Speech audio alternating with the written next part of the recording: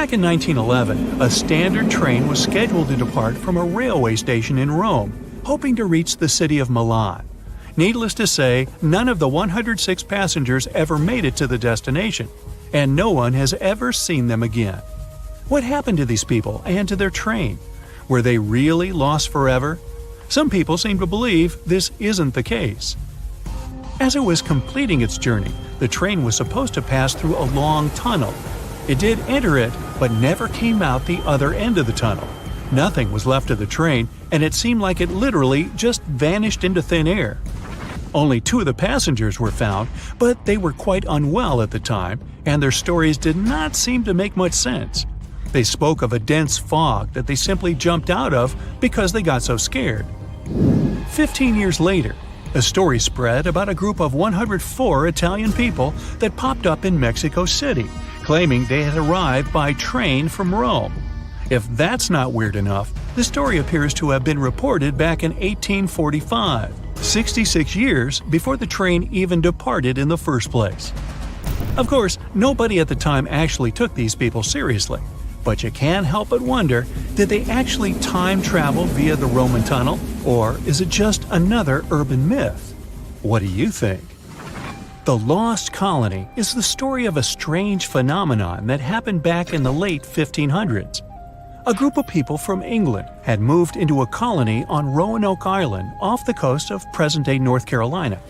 But they soon realized they didn't have enough supplies.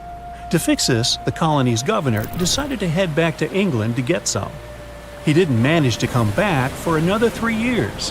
When he finally did, he was astonished at what was left behind. Nothing. The entire population of the colony was gone. The only reminder of what had been there was a single word carved into a tree. To this day, nobody knows what might have happened to these people or what the carved word means. A lighthouse without an operator? You might think that can't possibly be true, but hear me out. Located in the northwestern part of Scotland are the Flannan Isles. There's nothing fancy about them since they're nothing more than a bunch of rocks and grass. But there is a famous lighthouse here hiding a dark secret. In 1900, all 3 of the lighthouse's keepers mysteriously disappeared, never to be seen again. Ever since, the islands have been completely abandoned. The lighthouse became one of those with an automated system in the 1970s. No list of places where things go missing could be complete without this mysterious forest located in Transylvania, a region in Romania. And no, it has nothing to do with the famous Count Dracula, if that's what you're thinking. It's called the Hoya Forest, and it's a place that has seen quite its share of unusual phenomena. Not only do people go missing here, but others have experienced all sorts of weird noises, from female voices to whispers. Some people claim to have time traveled between the spooky trees of the Hoya Forest. They say they had literally skipped a few hours before they went back. The Yellowhead Highway is a stretch of road located in British Columbia, Canada. One section of the road has received a lot of attention throughout the years, starting with the 1960s because of some mysterious disappearances. These events have earned it the nickname Highway of Tears. There is no reasonable explanation as to why people keep going missing here. What is more striking is that most of these people were young women. This triangular area that stretches above the desert and the Sierra Nevada mountains in the state of Nevada received quite a bit of attention because of a disappearance that happened back in 2007.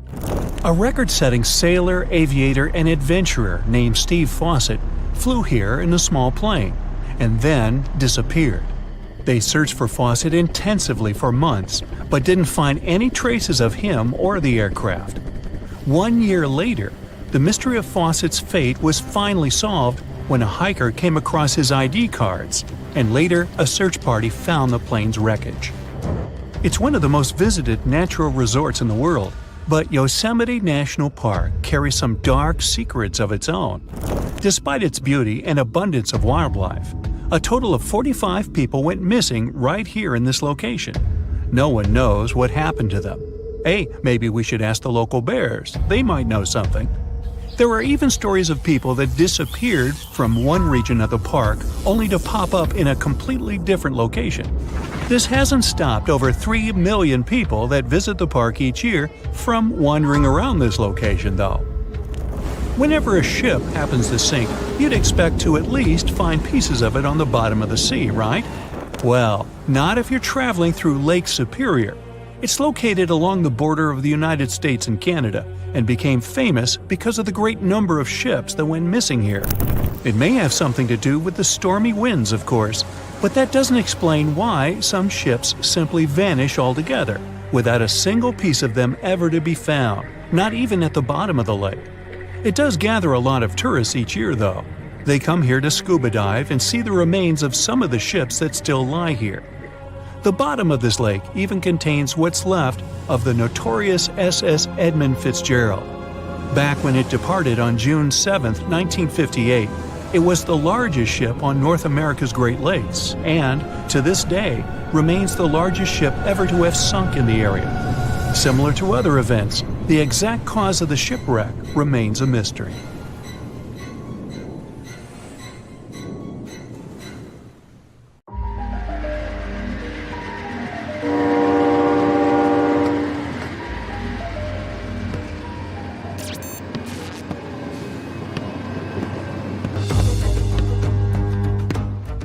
How long does it normally take for a package to get to you? A day? A week? A month? How about over 3 years? Well, something like that happened in India not too long ago. At first glance, it doesn't seem all that surprising. Packages get delayed or even lost along the way all the time. That's just the nature of parcel delivery. But this wasn't some standard package. It was an entire train carriage loaded with tons of compost. Something this massive couldn't have just disappeared and then come back. Or could it? Let's find out. And yes, along the way we're going to learn some cool things about trains. It all started in 2014 when an Indian company ordered dozens of tons of compost. All the goods were stored in 21 wagons. The train left the city of Visakhapatnam on November the 10th. Its destination was in Basti district, Uttar Pradesh, 870 miles away. So, the train left the station and the trip went smoothly. A few days later, the buyer accepted the goods. 20 wagons arrived in excellent condition, but one carriage, number 107462, was missing. Where could this wagon packed full of fertilizer have gone? Did someone steal the cargo? Did it get lost along the way? The buyer asked the company that sold them the compost to find the missing part of the shipment. The employees checked the documents and confirmed that the train of 21 carriages left the station on November the 10th. Several people from the rail station saw it. Then the train passed through some settlements and lost one carriage. But how? The buyer contacted the railway services but didn't receive any response. It seemed the train car had just disappeared. The documents indicated that all the paid goods went to the destination, which meant the buyer wouldn't get their money back. So they just lost more than $10,000. Months and years had passed, the incident eventually forgotten. But then, on July 25th, 2018, railway workers discovered an old carriage with the number 107462 on it at the station in Basti district, the original destination point. The company contacted the seller about their discovery, but they refused to accept the goods because the fertilizer had rotted long ago. They waited for the owner to come for it, but no one came, and no one reported it missing. So they towed the abandoned train car back to Basti district a few months later. By that time, the buyer had already reported the rail company about the lost compost, and they had already stopped searching for it, while the car was practically right under their noses. To this day, no one knows why the car was disconnected or where it's been all this time. You know where this would have never happened? Japan. There, you can ride the most punctual trains in the world. They arrive at all stations to the minute. All the locals know the trains are never late, so they can never use that excuse on their boss. But if something does happen to cause the train to arrive late, passengers receive a special ticket from the rail company that they can use as proof to protect them from their boss's accusations. Japan has not only the most punctual trains in the world, but also the fastest. I'm talking about maglev trains that can reach speeds up to 374 miles per hour. To give you an idea of how fast that is, the fastest recorded speed set by a Formula One car is 231.4 miles per hour.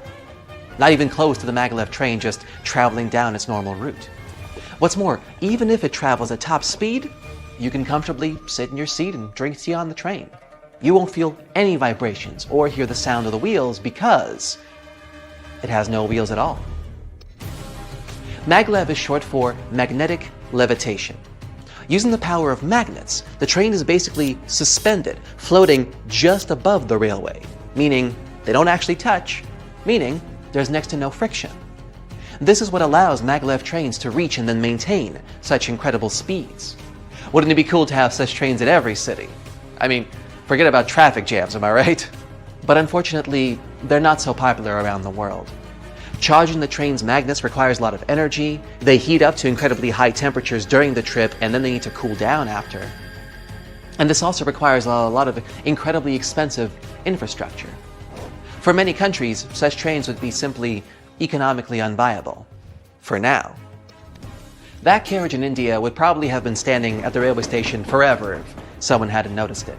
But what if it was a whole train with, let's say, 100 cars?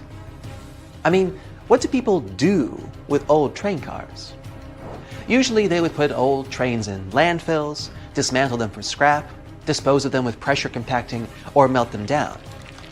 But the most popular practice is to load the bare hulls of wagons onto a big ship and then throw them in the ocean. It's not as wasteful as you think.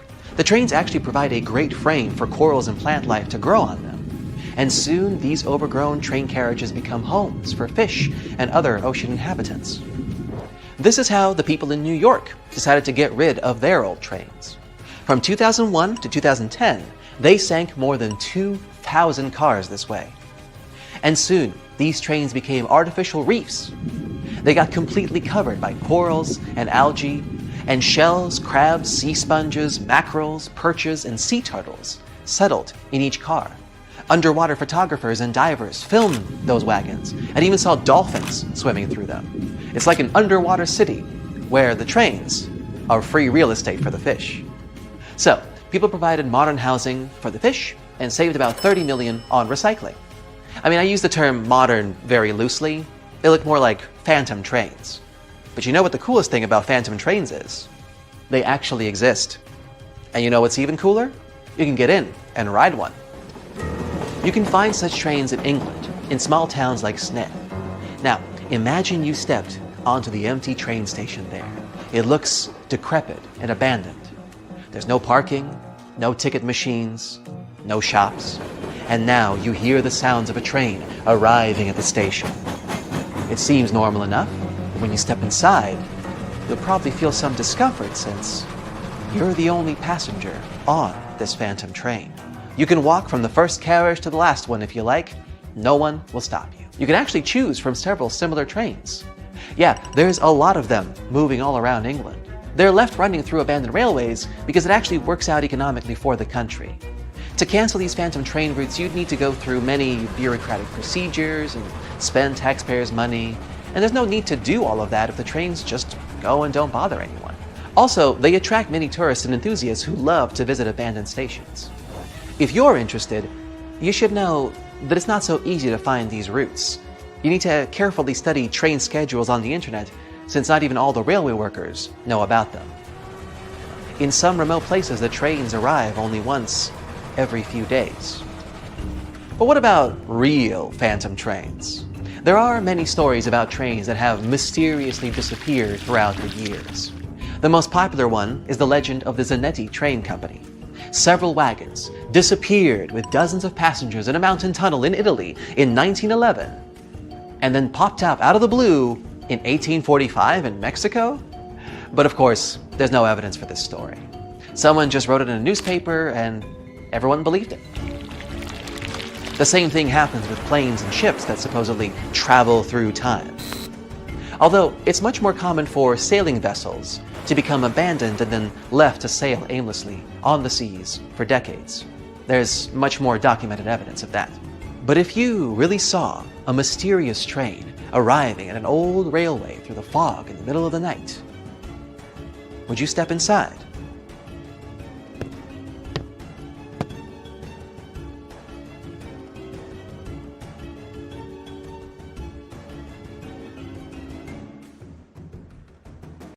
It was a pitch-dark night, and we were out for a walk.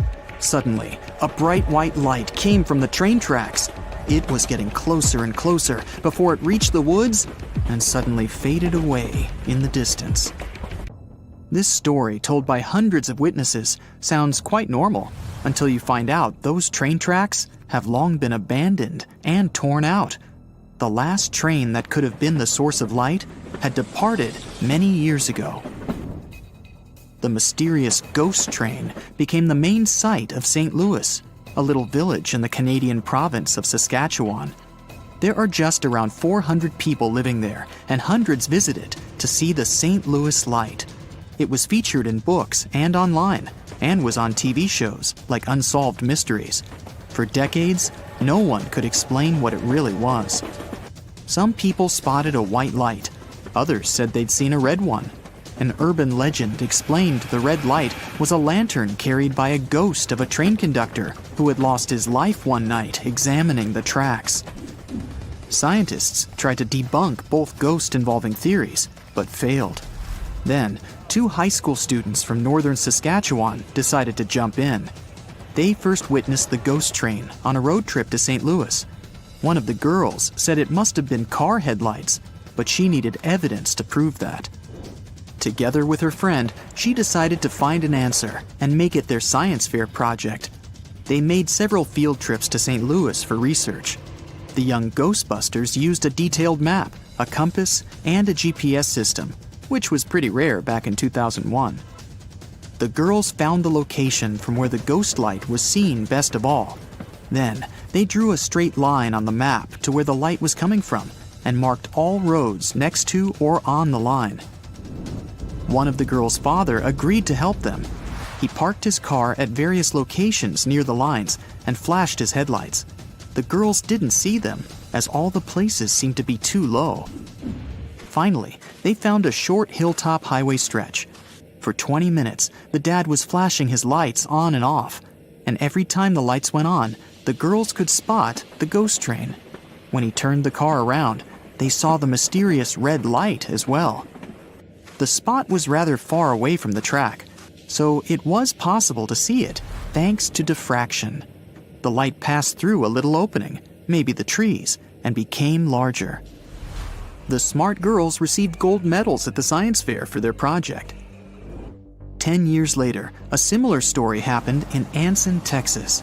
Each night, the locals noticed a mysterious light at one spot of the highway. They called it Anson Light and believed it was a mother with a lantern searching for her son. He'd disappeared in a snowstorm a long time ago. His mom went looking for him and never came back either. A group of students didn't believe in this beautiful story and decided to find the source of light with their iPhones. They followed Google Maps down the dirt road to a highway that they thought to be the light source. Halfway to the light, it was already clear it was really coming from cars, and not a mother with a lantern. It's easy to be a ghostbuster outside with your friends, but what if you had a ghost in your own home? This is what happened to a family who moved into an old house in 1921. The house was huge, with gas lights, no electricity, and many passageways. Just a classic movie haunted house.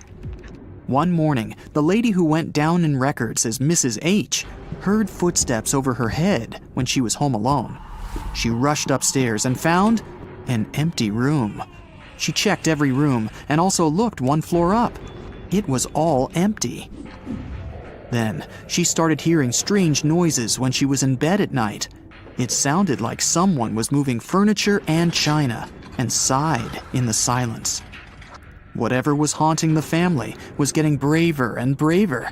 It followed them along the halls. It felt like it was about to approach them and come into contact.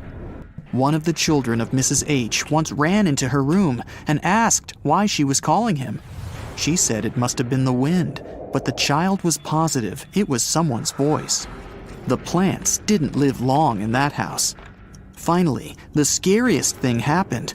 Mrs. H woke up one night and clearly saw a man and a woman in her room. She had to stop it all somehow, so she asked her brother-in-law for help. He did his research and suggested it could be a carbon monoxide leak.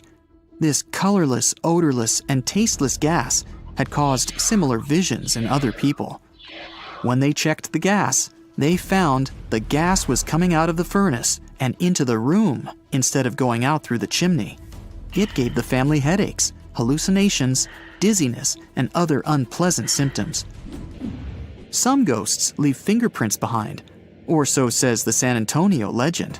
According to it, in 1938, a school bus was driving through a rough snowstorm and got stuck on the train tracks. When the train crew saw the bus, they did their best to stop, but it was impossible to avoid the collision. No one in the bus had survived in that accident, and ever since, the ghosts of those people are protecting others from the same fate. Hundreds of people have visited the spot ever since to play with destiny. They leave the car in neutral on so-called ghost tracks and wait for the ghosts to come and help them out. Some people put baby powder on their cars to have fingerprints as evidence. And they do see the fingerprints once they get out of the car. Turns out there's a logical explanation for this one as well. There's an incline on the tracks, so when the car moves a bit, you can see your own fingerprints in baby powder. And the original story that inspired the legend didn't even happen in San Antonio, but in Salt Lake City, Utah. Something unexplainable was happening on the campus of Coventry University in England. Whoever visited the 14th century cellar ran out of it in fear. They said they'd seen a ghost of a woman. One lecturer at the school, who was also a part-time ghostbuster, decided to debunk the mystery. He was once working at his lab when he felt the presence of someone else. He was brave enough to do research in the cellar and found out the reason for all this madness was what he called the fear frequency. The levels of sound frequency in the cellar were so high that they made people see optical illusions, feel anxiety, and get chills down the spine. A similar effect makes you hear humming of a glass when you're running a damp finger on it. A small village of Kalachi in Kazakhstan has become home to a unique, mysterious sickness nicknamed the Sleep Hollow. Back in 2013, the first villagers got affected by it. They were doing their regular routine, biking, going to work, or chatting with friends, when suddenly they'd fall asleep. It all looked similar: slurred speech, lightheadedness, and then boom! Some of them only woke up after 6 days of loud snoring. And when they did, they didn't remember anything that happened to them and experienced weakness and headaches. The Sleeping Beauty style sickness affected people of all ages, including kids, and even a cat named Marquise. Its owner said the cat started attacking walls, furniture, and the family dog. Then it dozed off and was snoring like a human for hours. More than 150 people got the Sleep Hollow in 3 years. Doctors and sleep disorder experts struggled to find a solution. A lot of people blamed possible radiation from nearby uranium mines. Kazakhstan's doctors checked over 7,000 homes, but found the radiation levels weren't high enough to cause it. They also checked water supply in the area for heavy metals and bacteria, and it was all right as well. Then, the former head of the uranium mine suggested the gas was seeping through the ground. Scientists tested this theory, and it turned out to be the answer. The dangerous gas was in the air, and it took down the amount of oxygen, making people fall asleep. Families started moving out one by one from that Sleepy Hollow as soon as the mystery had been solved. China plans on building a train that will connect mainland China to the United States. The track will start in the northeast region and then make its way through Siberia in eastern Russia. It will then go under the sea through the Bering Strait into Alaska in the US through a 125-mile underwater tunnel. It will then flow across Canada's Yukon Mountains and British Columbia and finally to the United States. And once there, it can connect to every major train station in America.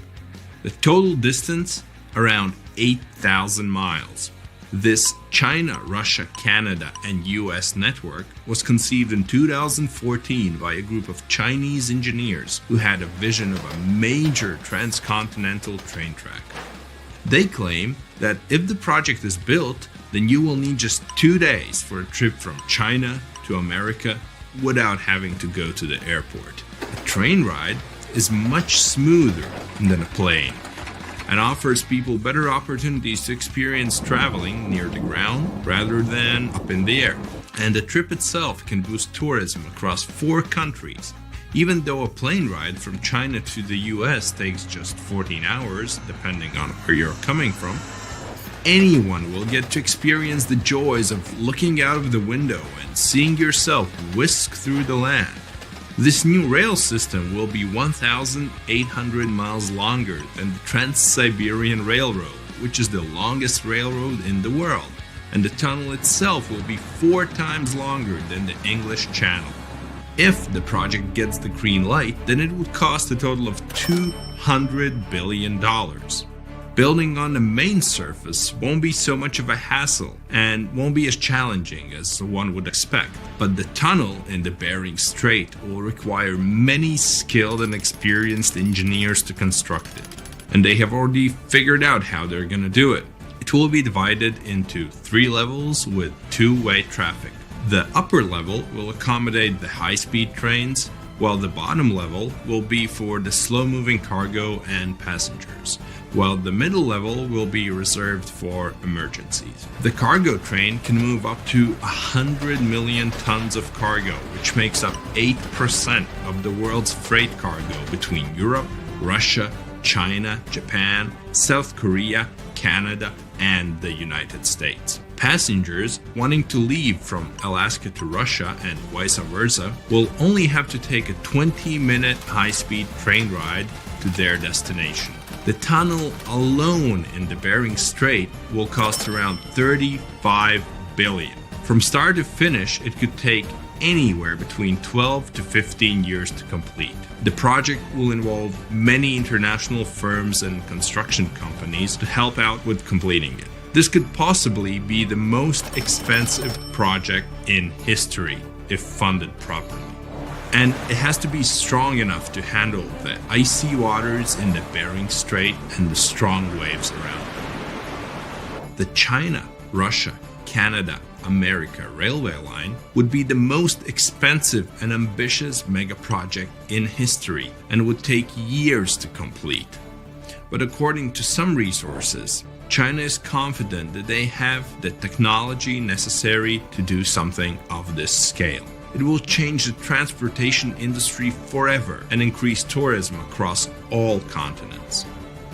If this project is going to be built, then it would be technically possible to travel from a train station in Portugal all the way to the United States. Europe has an impressive train network that's all connected to each other. From Eastern Europe to Central Asia, you could take a train from certain countries until you end up in China. For the past 20 years, China's speedy rail network has grown incredibly. It has the world's largest high-speed rail network that covers more than 23,000 miles. Based in Shanghai, it's also the fastest commercially operating train, which reaches speeds up to 270 miles per hour. So once in China, you can get on any train and speed off to wherever you want to. It will be the ultimate traveling experience to only travel by train from continent to continent. There won't be any need to travel by an airplane. So if you have fear of flying, let's say, then this will be the perfect way for you to go by. But building train tunnels underwater isn't easy. The best engineers have to figure out all the risks beforehand. The Channel Tunnel, for example, is an underwater train that takes you from London to Paris in just 2.5 hours at cruising speed. The train is highly equipped with the most advanced technology in the market to ensure comfortable travel. If you have any work to do, then you can just pop open your laptop and connect to the Wi-Fi. Want to take a break? Just head to the cafe for a quick drink and enjoy the lounge feel and the great beverages. And if you feel like watching a movie or catching up on your favorite TV series, then the train offers that too. You won't feel the time pass since you can just relax in luxurious leather seats in business premier class. Train travels at around 186 miles per hour and is considered to be the world's longest underwater tunnel, considering that most of it is submerged. The tunnel itself is 31 miles long and costs $6.3 billion. It began construction in 1988 and was completed 6 years later in 1994. It was considered to be one of the 7 wonders of the modern world, in line with the Empire State Building in New York, or the Panama Canal, or the San Francisco's Golden Gate Bridge. And just like the China to US Dream project, this tunnel also has 3 tracks, 2 used for trains and a smaller one for emergencies. Each shuttle is 2.5 thousand feet long and needed 13,000 employees to construct it. Even though many people got to visit the City of Love in Paris and the multicultural hub of Europe in London, the channel is also used for import and export.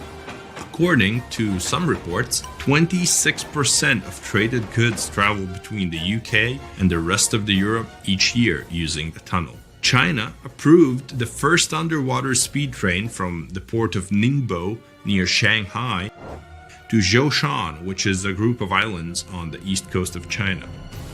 The brand new railway will stretch for around 50 miles, with a decent part of it built underwater. What makes it cooler is that the train will rely on a magnetic track where the train cabins will float in the air on the tracks and speed away. If this project becomes a reality, then it will most likely feel like riding in a royal carriage. You can book cabins and rooms with multiple bedrooms and accommodations. You'd be treated like a guest of honor at any ceremony. Constant entertainment and food are yours all day long. Ticket prices may vary, but still be expensive, so not everyone could afford it. There's high-speed Wi-Fi, of course, in all areas, with some of the best seats in the world. It will be possible to live in Europe and work in Asia without flying. Even living in Russia and working in Alaska can be a reality. And if you were in the US, you can also remain on the ground and still get to London via the network. And once you reach Europe, you'd have to take the train to Paris and then the channel to London. But there hasn't been any news on the project so far. It hit an economic wall and is still in the conceptualizing stages. Many critics didn't hold back on how this project could not revolutionize the transportation industry, but might instead sink it into more depth. They claim that cargo ships and flights are just as good and a lot cheaper, so there's no need to put such large amounts of money for something that maybe only a handful of people can use. Moving cargo through trains won't necessarily be as fast as planes or ships. If this train network replaces shipping and flights, then many people who work in aviation would have to change jobs and move on to trains. Of course, something like this wouldn't happen overnight and would probably take decades. This project might even open doors for countries in Asia and Africa to build mega-network speed trains all connected to each other. You might one day travel by train from South Africa all the way to the United States, passing through Africa, the Middle East, Central Asia, China, Russia, and eventually the US. And if the train network expands even more, it can reach all over South America, which would make your trip even longer. It could reach every continent in the world except Antarctica. Imagine a worldwide railway network of high-speed trains connected to every station on Earth. There's a ship drifting somewhere in the ocean without a crew. The last time someone saw it was over 50 years ago. Its story reminds of that of the Flying Dutchman, a ship that's bound to sail forever and bring disaster to whoever sees it at sea. At least the legend says so. Unlike the Flying Dutchman, the SS Bay Chimo was definitely real and built for a German company in Hamburg and began as an ordinary cargo ship. It was trading supplies between Hamburg and Sweden in the Baltic Sea starting from 1914. It had a strong steam engine and a hull made of steel. A few years later, it became British property. Then, in the 1920s, a Canadian company purchased it for around $18,000, a huge amount of money back then. The new owner, the Hudson's Bay Company, was actively using the ship for several years. They would often send it on voyages from its home port in Scotland to Siberia, Alaska, the Yukon, and the Northwest Territories. It also passed through the Panama Canal and even the Suez Canal, with fur pelts for sale on board. Sometimes it would also transport passengers. It had completed 9 successful voyages before this strip of good luck came to an end. Starting from the 1930s, SS Bay Chimo would have trouble with ice and storms. When it first got trapped in ice in October of 1931, some of the crew managed to escape to Alaska. 15 of 22 sailors decided to stay with their vessel and try to save it. They had furs and other valuable cargo worth around $58,000 aboard. The company sent them supplies to survive the winter. They set camp near the ship out of the hatches, tarpaulins, and other materials, and offloaded the cargo. At the end of November, a blizzard rushed through the area, and it seemed like it had taken the ship with it. The ice platform had survived, but the ship broke free. Some of the crew members were sure it had sunk. But soon after, they heard from one of the locals who had spotted their ship around 45 miles away from their camp. The crew moved on with their lives, and the ship started its journey as a runaway vessel. People would spot SS Bay Chimo once a year or so, all the way until 1965. It was mostly spotted off the coast of Alaska. A man going to Nome with his sled dog, along with prospectors, explorers, and treasure hunters, all claimed to have seen SS Bay Chimo. Someone tried to board it and take it to port, but ended up stranded on it for days because of horrible weather. Others got luckier and managed to take a whaleboat, some furniture, and other valuables from the vessel.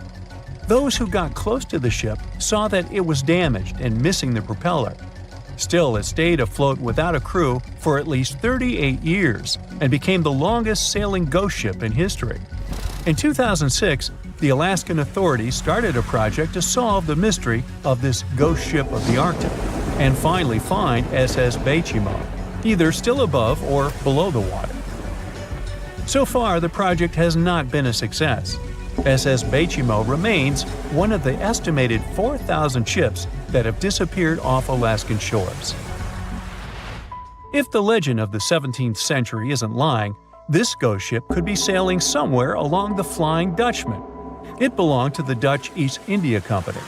Its captain managed to do the impossible for that time and sailed from Holland to Indonesia in only 3 months. They said he was flying over the sea, and some evil tongues explained that he had made a deal with evil forces to achieve that. Once the ship was sailing back home, its captain and crew disappeared without a trace. There are many versions of what happened to it.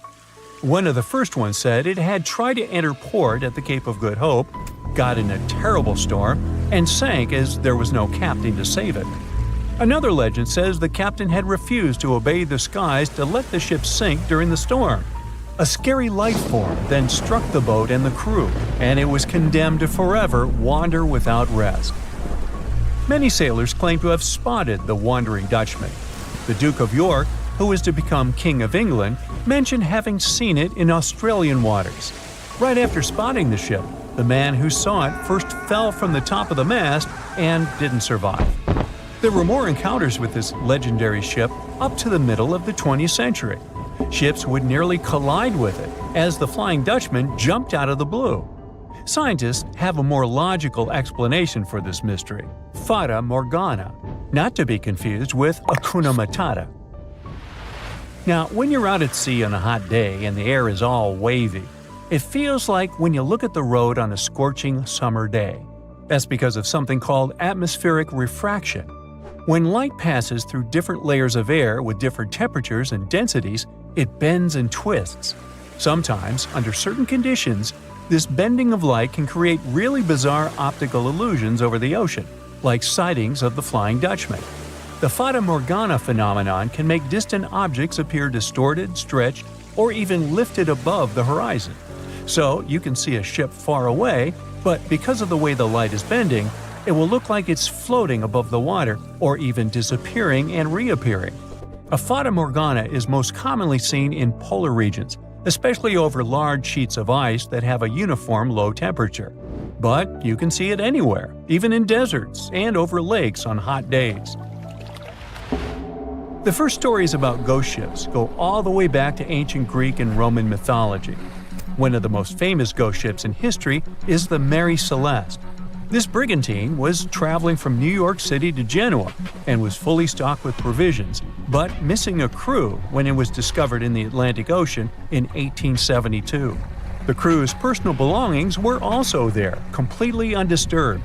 The final entry in their log was made 10 days earlier. We still don't know what happened to its crew, and the ship has inspired many spooky stories and legends. The Lady Lovibond was another legendary schooner that is believed to have been wrecked off the coast of Kent in the middle of the 18th century. The story tells that the ship's captain, Simon Reed, had just got married and took his bride on board for a celebratory cruise, despite the superstition that it could bring bad luck. They were on their way to Portugal when the first mate, who is also in love with the captain's new wife, went mad because of jealousy, attacked another crew member, and then took over the wheel and steered the ship straight into the dreaded Goodwin Sands. No one aboard survived, and the schooner is said to reappear as a ghost vessel every 50 years. In present times, many vessels become abandoned and turned into ghost ships intentionally. There are thousands of them floating in U.S. rivers, lakes, channels, and coastal waters. Some people lose their boats in storms and other extreme weather. Others have to abandon their boats because maintaining them can cost 10% of the boat's price. Plus, docking a vessel can add up to several $1,000s every year. Most boats have been made of fiberglass, so an owner can't just recycle them as scrap metal. So, once they want to get rid of it, they often tie it to a dock and sneak away, or leave it floating far away from the shore, or just try to sink it. When ghost ships sink in shallow waters, they can cause damage to coral reefs, mangroves, marshlands, oyster habitats, and wetlands. Plus, they can collide with unsuspecting regular ships and cause real trouble. So, don't do that. Enough said. Do you know the feeling when you've been trying to solve one mystery for your entire life? Nope? Well, Detective Anderson does. During almost 30 years of working for the police, he solved many riddles, caught hundreds of robbers, and helped save thousands of lives. There's a huge number of successfully solved cases on his record. At the age of 25, he caught a thief who changed his own face with plastic surgery once a year. When Anderson was 30, prisoners started breaking from jails all over the world. The detective successfully solved this case. At the age of 38, he discovered the secret base of a forbidden order in a volcano's mouth. By his 50s, he managed to explain all the most inexplicable things in the world. But there was something he couldn't solve. These were two mysteries from the 50s, cases of missing planes. All these years, Anderson has been scrolling through the details of this puzzle. Unfortunately, he was too young when this story began. All he had were guesses and notes. But today, a sudden thought struck him. For the first time in many years, he felt that he could finally solve this mystery. But to do this, he had to immerse himself in this story again. So he opened the closet and pulled out 2 old magazines with detailed articles about these incidents. The first one happened in the summer of 1955. July 1st, Pan Am Flight 914 was about to depart from New York Airport with 61 people on board. The plane model was a Douglas DC-4. It differed from modern aircraft, having giant propellers instead of turbines. So, all passengers fastened their seatbelts. The plane started taxiing down the runway, sped up, and took off. It went high into the sky and out of sight. Its destination was Florida. The flight time would be 3 hours. Dispatching services were watching the plane on their radar when suddenly, Pan Am 914 disappeared. The operator tried to contact the pilot but received no response. New York reported this to Florida. They said they couldn't see the plane either. Usually, pilots notify via radio if a plane crashes or gets into a storm. But this time, just nothing. After several unsuccessful attempts to establish the connection, they deployed large-scale search operations. Communication with the plane was interrupted when it was flying over the Atlantic Ocean.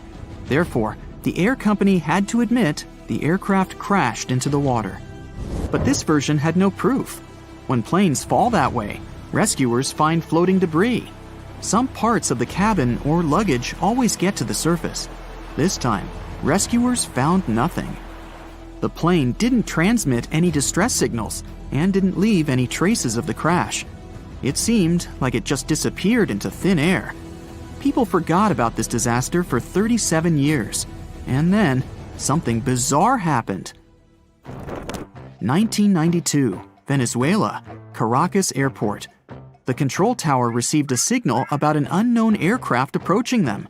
It was weird because it wasn't supposed to be there. There were no flights scheduled for that time. The plane was landing. The dispatcher and the rest of the airport staff understood that something was wrong here. The plane looked old, with huge propellers instead of turbines. After landing, the pilot contacted the airport. Where are we? The dispatcher asked him to identify himself. A few seconds later, he received an answer. We are Pan Am Flight 914, departed from New York to Florida, with a crew of 4 people and 57 passengers on board. The dispatcher didn't know what to do next. He and the airport staff understood what kind of plane they were looking at. What was this plane doing 37 years later, and almost 1,240 miles away from its destination? After a few seconds, the startled dispatcher turned on the microphone and said, It is September 9th, 1992. You know that? A long pause followed. Then, the pilot responded in a panic. Oh no. Jimmy, where are we? No! Stay away! Let's go now! The airport staff saw the pilot waving his hands in horror through the glass. Then, he started the engines and took the plane to the runway. Pan Am 914 increased its speed and took off. The dispatcher tried to stop him, but the pilot didn't respond. The plane disappeared into the sky, and no one else had heard of it since that day. Detective Anderson finished reading the article. He frowned and looked out the window. Raindrops were hitting the glass. The storm outside perfectly depicted what was happening in his mind at that moment. He seemed to know what had happened to that plane. All the clues were there, lying right in front of his eyes. But to know for sure, Anderson had to move on to the next case. It was another article, dated 1989. It happened in 1954. Santiago Airlines Flight 513 took off from West Germany Airport. The plane was due to land in Brazil in 18 hours. There were 88 passengers and 4 crew members on board. The plane hid behind the clouds and disappeared from all radar. Air traffic controllers were trying to contact the pilots, but didn't receive a response. 18 hours later, they called the airport in Brazil. Those dispatchers couldn't confirm this plane's landing and couldn't contact the pilots either. The search operation lasted for several months, but they found nothing. Just like in the Pan Am 914 case, the plane disappeared from radar while flying over the Atlantic Ocean. 2 years later, the search operation ended, and Santiago Airlines ceased its activities. October 12, 1989. Airport controllers in Brazil noticed a passenger plane that suddenly appeared on their radar. It didn't answer the airport staff's questions and just circled over the airbase. After a few minutes, the plane landed and nothing. No one opened the ramp. Passengers didn't get out. Pilots didn't respond. The aircraft was in perfect condition. One of the dispatchers realized that this was the missing Santiago Airlines Flight 513 that had been considered lost for 35 years. Airport staff approached the plane and opened the doors. What they saw there terrified them. The police, customs staff, doctors, detectives, and other airport staff members gathered around the plane. No one knew what to do next. There was no living person on board who could tell the truth. The plane disappeared in 1954 and appeared 35 years later in perfect condition without any damage. So far, no one has figured out what happened. Detective Anderson noticed the stories were very similar. Pan Am 914 disappeared in 1955. Santiago Airlines 513 vanished in 1954. The difference was almost a year. Anderson scratched his head and noticed another little detail. Both planes went missing from the radar the moment they were flying over the Atlantic Ocean. There are many myths about phantom ships and mysterious phenomena connected with the Bermuda Triangle. Detective Anderson knew these tales, but these two missing planes puzzled him. He looked at two articles and understood everything. Exactly. The solution was there, right in front of his eyes. Both stories were written in the same newspaper. There was no real dispatcher who communicated with the planes. Nothing was known about the passengers. No newspapers except this one published news about these missing aircraft.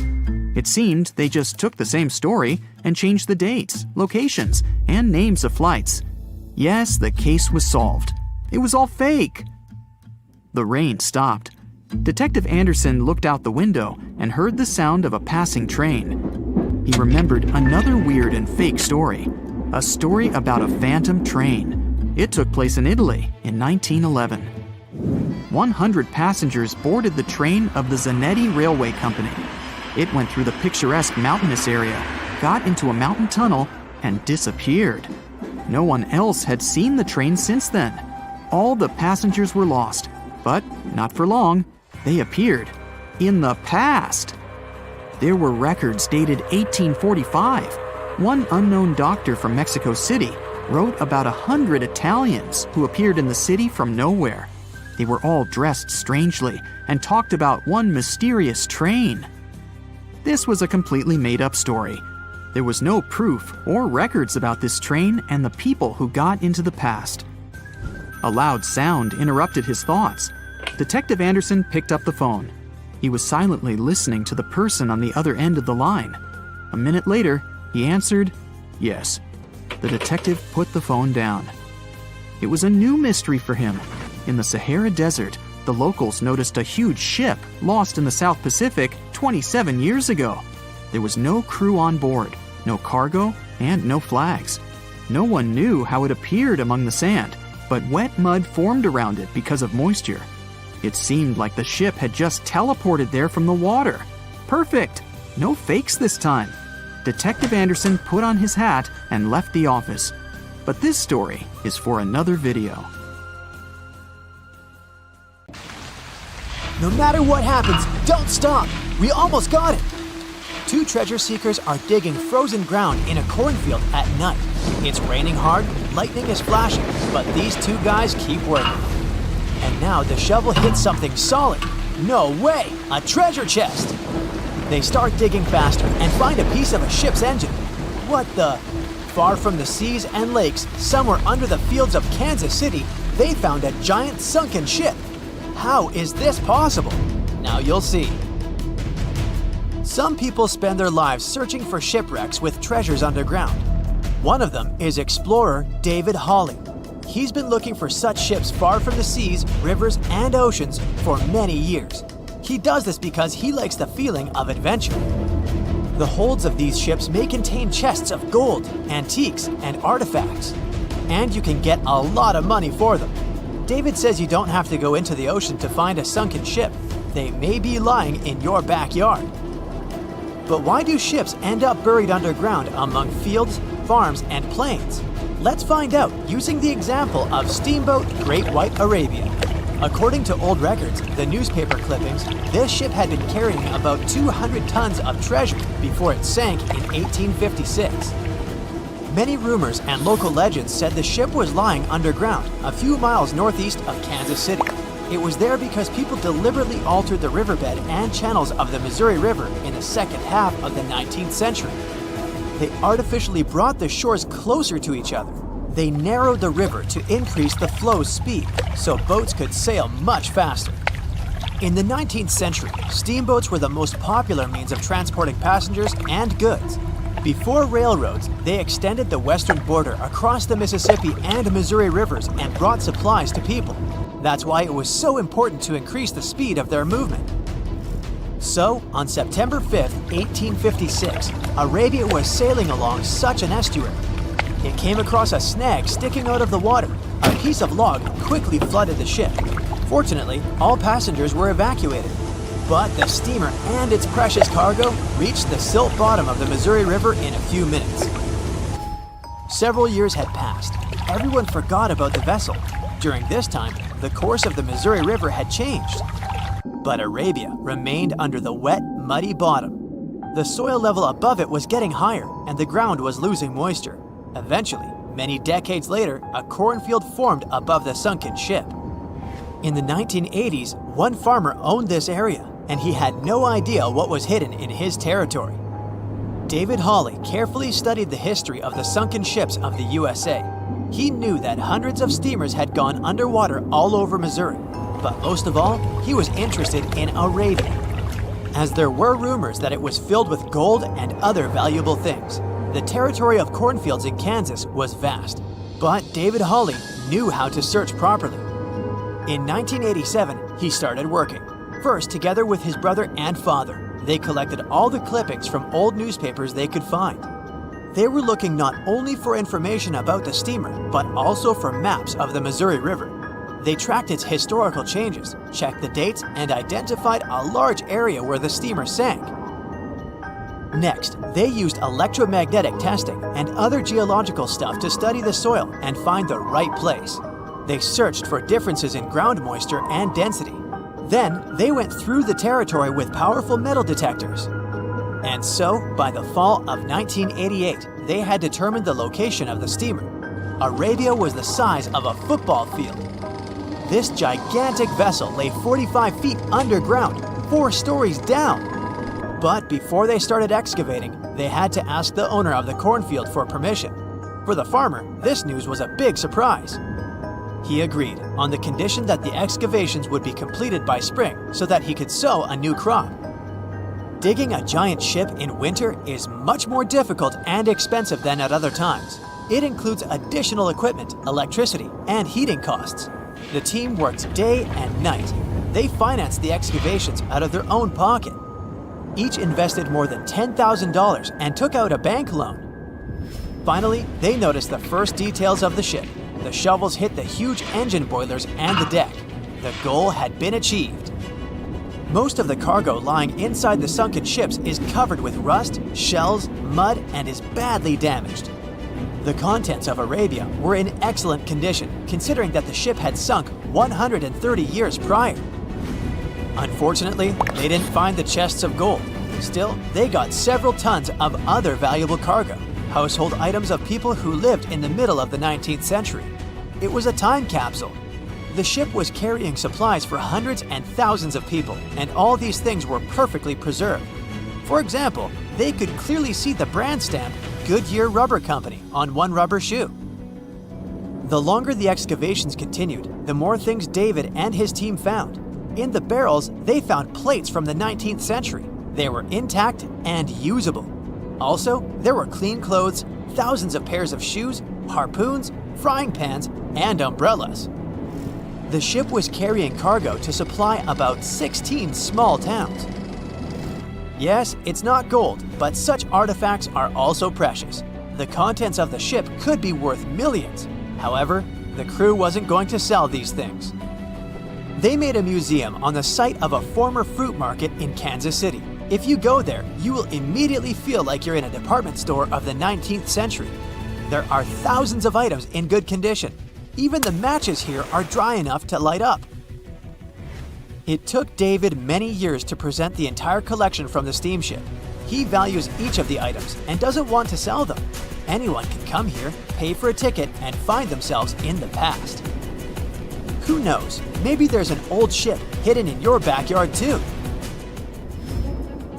Geologists found an older vessel in the hot desert of Namibia in 2008.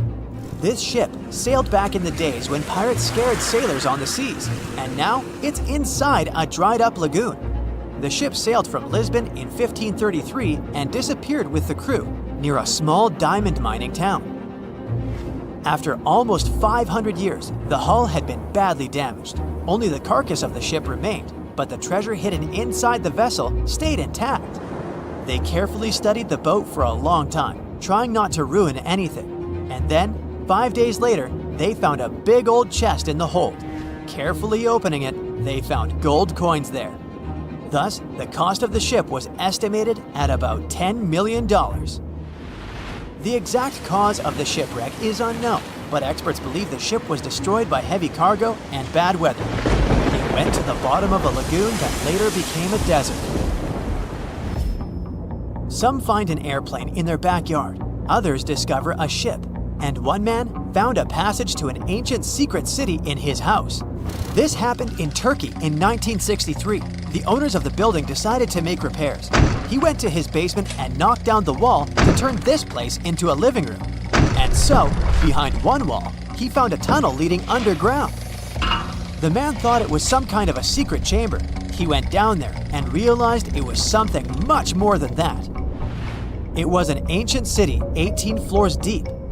People built it in the years 780 to 1180 as a refuge from weather disasters and the invasion of enemies. This place also includes many underground tunnels that stretch for several miles in different directions. People could get to the town from different points using secret passages leading to these roads. The city can accommodate about 20,000 residents, livestock, and tons of food supplies. Archaeologists have also found a chapel, schools, stables, and public kitchens there. The moon shines brightly and illuminates the black water of the ocean. Thick fog descends on it in ominous silence. Then, it's suddenly broken by the creaking of wooden boards, followed by a rippling of the waves. Through the fog, you see the outline of an old, large ship. Its hull is rusty, and a strange cold is coming from it. But the most unsettling thing is that there's no one on the deck. The ship sails without a crew. No, this isn't a mythical Flying Dutchman, but a very real ghost ship. September 2nd, 2019. The British Royal Navy's ice patrol ship, called the HMS Protector, sails through the calm waters of the Atlantic Ocean. The time is 11 p.m. Some of the ship's crew are on deck, while others are sleeping in their cabins. The captain steers the ship and looks straight at the horizon. The sky is lit up by an orange twilight, and clouds float in the distance. Suddenly, against this beautiful landscape, one of the sailors notices the black silhouette of an unknown ship. The captain slows down and steers the ship a little closer to the mysterious vessel. This is an old cargo ship, 250 feet long. Attempts to contact the crew members lead to nothing. It seems the unknown boat is floating in the ocean by itself. There's no one on board, at least, no one alive. The deck of the ship creaks from rocking on the waves.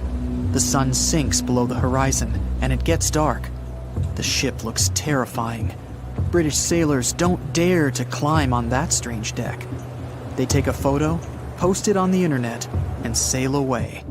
Many people on the internet will assume the sailors met a real ghost ship. 5 months later, we're in the village of Ballycotton in County Cork, Ireland. A local leaves the house early in the morning to go for a daily run. Music in his headphones, fresh cool air, and a scenic route are ideal conditions for a good workout. The jogger runs along the road on the coast of the Celtic Sea. There was a strong storm last night, and now the sea looks calm. The man runs along the top of a low cliff and notices a huge vessel. An old rusty cargo ship 250 feet long lies on the beach, right among the rocks. No people on board. It seems the ship has been here for ages, but the local is sure this vessel wasn't here yesterday. A little later, it turns out this is the same ship that the sailors from the HMS Protector saw 5 months ago, thousands of miles from this place. The cargo ship, called the Alta, was built in 1976. Nobody knows who used it all this time and for what purposes. It's only known that in 2017, the ship was purchased by a new owner and marked with the flag of Tanzania. It's important to say that almost all cargo ships are equipped with AIS, Automatic Identification System, which is needed to track ship movements in the ocean. Since 2015, something strange started happening with the Alta's AIS. The ship disappeared from the satellites, then reappeared again. Over the past few years, this ship had changed several names and flags.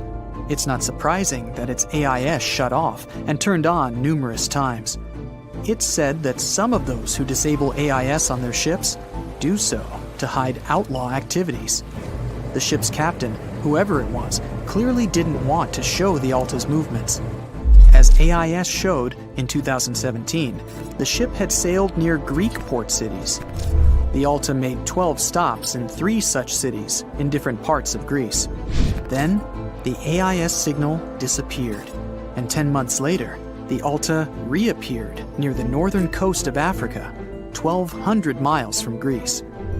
In September of 2018, the ship was sailing about 1,400 miles southeast of Bermuda, and at that time, the crew members started having problems. There were 10 people on board the Alta.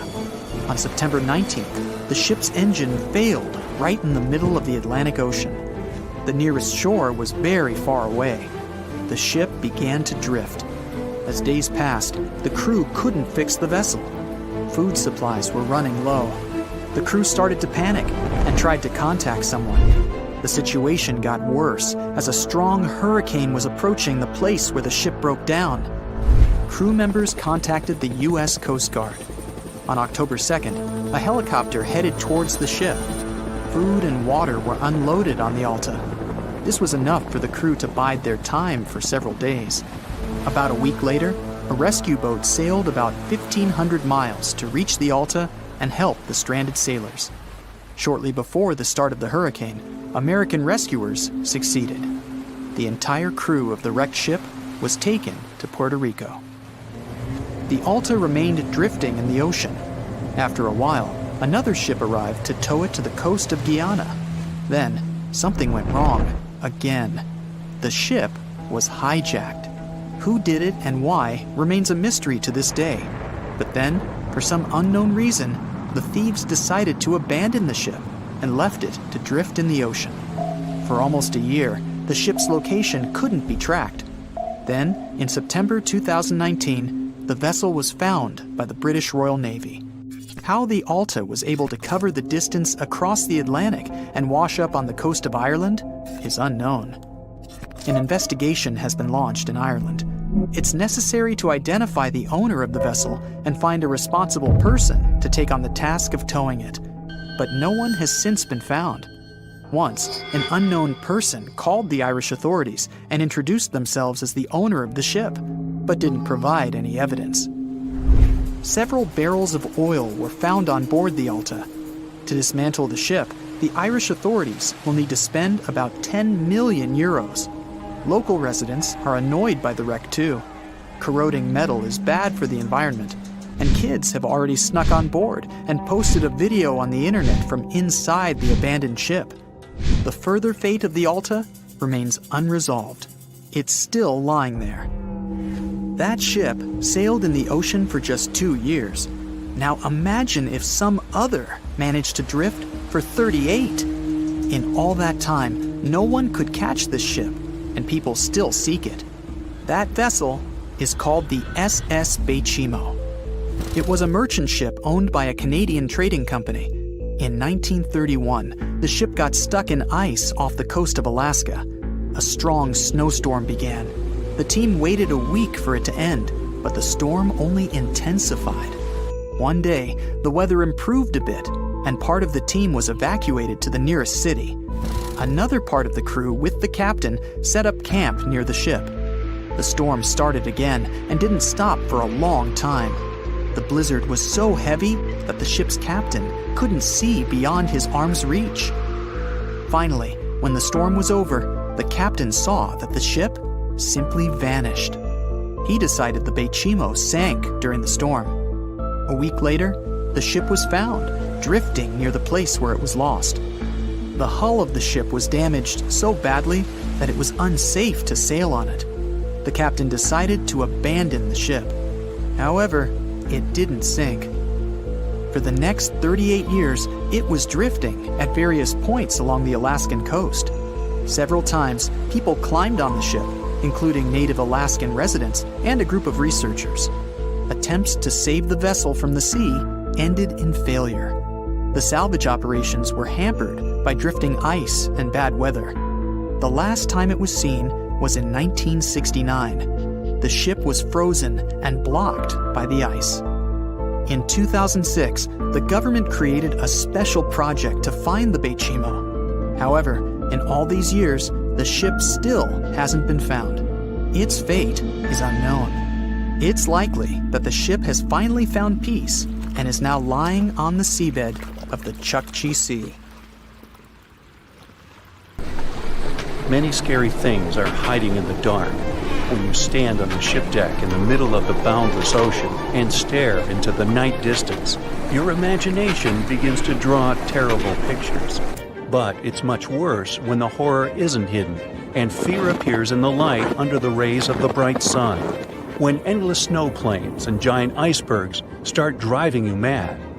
Such a horror happened more than 170 years ago to the crew members of two large ships, Erebus and Terror. On May 19, 1845, these two vessels went on a great voyage through Arctic waters to open the Northwest Passage, a route between the Atlantic and the Pacific Ocean, passing through several icy bays of Canada. By then, both ships had gained fame after several successful expeditions in the Arctic region. Erebus and Terror were equipped with strong hulls that could withstand the pressure of polar icebergs. These were the first vessels of the British Royal Navy equipped with steam engines. Before their last expedition, engineers covered the boats with an extra iron layer to make them more ice-resistant. A lot of food, books, and coal were loaded into the cargo hold. The central stove and the sailors' cabins were connected by special air vents. Everyone was sure that an iceberg wouldn't run the ship through. Fuel and food supplies guaranteed that nobody would be hungry. In every way, those were the most equipped ships of that time for such expeditions. Erebus and Terror sailed from the English village of Greenhithe with 128 crew members. The lead of the whole expedition was Sir John Franklin. 3 months later, the ships were spotted in Baffin Bay, east of the entrance to the passage, and this was the last time Europeans saw them. 3 years later, in 1848, Captain Franklin's wife, Jane Franklin, and other caring people demanded to start an expedition to find the two vessels. The search continued for several years and didn't lead to anything that would reveal the secret of this terrible expedition. They didn't find the ships, but found strange clues that caused more questions than answers. So the first strange thing was the 3 graves found on Beechey Island, located in the Canadian Arctic archipelago. The crew set up a winter camp on the island shore, and for some reason, 3 out of 129 people passed away. Then the ship set off again and got in the trap. Probably Erebus and Terror got stuck in the ice near King William Island. In the middle of a snowy plain, surrounded by cold winds and ice, the crew began to experience serious problems. According to one theory, canned food contained a lot of lead. The sailors could get poisoned by that. And another view says that they got severely sick. Apparently, when the food supplies ran out, the crews went on foot to look for help, but got lost among the snowy plains. Another strange thing was a note on the shore of King William Island in the pocket of one of the crew members. Even now, no one can understand the contents of this paper. The letter had weird words and incoherent sentences like, "All my art, Tom, for I don't think for," or "shall want some grog to wet our whistle." Many words were written backward, and some were smeared. Perhaps the note reveals a secret about the loss of the crew, but it's almost impossible to decipher it. Also, the search team found another note with more understandable records. One of them is dated May 1847. It said everything was fine and the expedition was going according to plan. Another record was made almost a year later, in April 1848. It said the ships got stuck in the ice and the crew left them. The sailors planned to go to the Back River, the Canadian River in the Northwest Territories. It was their last attempt to survive, which unfortunately ended up in failure. For more than 150 years, the fate of both ships remained a mystery. But then, in 2014, a search team found Erebus. The ship's wreckage was on the island a few feet from the water. 2 years later, another expedition discovered Terror on the seabed northwest of Erebus. However, these discoveries didn't help solve the mystery of the expedition, but added even more questions instead. Terror was located 60 miles south of the place where, according to the note, the ships were abandoned. Erebus was also in the wrong place. It's possible that the crew members left the vessel, wrote about it in a note, but then returned and sailed on. Another version says that the moving ice could move the boats. In any case, we won't know what happened to the expedition. Some associate this tragedy with mystical forces. You can see this version in TV series based on these tragic events. But most likely, the crew members found themselves in an ice trap they couldn't escape. Another famous case of the vanishing of sailors happened to the ship Mary Celeste. It was built in Canada in 1861 and named Amazon. It gained notoriety right from the very first voyages of the ship. The ship changed several captains and crashed into the rocks. The broken vessel was resold a few times before receiving repairs. After the upgrade, it got a new name, Mary Celeste, and a new captain, Benjamin Briggs. He was a brave, experienced sailor with a kind heart and high moral qualities. In November 1872, with 10 people on board, Mary Celeste sailed from New York to Italy with a valuable cargo on board. A few days later, another ship, Dei Gratia, followed it along the same route from the port in New York. Somewhere between the Azores, the captain of the Dei Gratia, David Morehouse, noticed a ship 6 miles away that was sailing too strangely. It swayed from the side like no one was holding the steering wheel. David came closer and tried to contact the people on board, but there was no response. At that moment, the captain realized that it was Mary Celeste. Together with the crew members, they climbed aboard and found that its sails were slightly torn. There was water in the hold, but it could easily be pumped out. The crew's belongings were in the cabins, and the cargo was untouched. Only one lifeboat and a chronometer, which is a navigation device, were missing. The last record in the logbook said the voyage was going according to plan. Apart from the slightly damaged sails, the vessel was in perfect condition. But something forced all the crew members to leave it. Several members of the Dei Gratia crew remained on board the Mary Celeste to deliver it to the nearest seaport. One of the versions said that the water pump in the hold could be filled with coal. Before the last trip, Mary Celeste transported a large amount of this material, and some of it could have stuck inside the pump.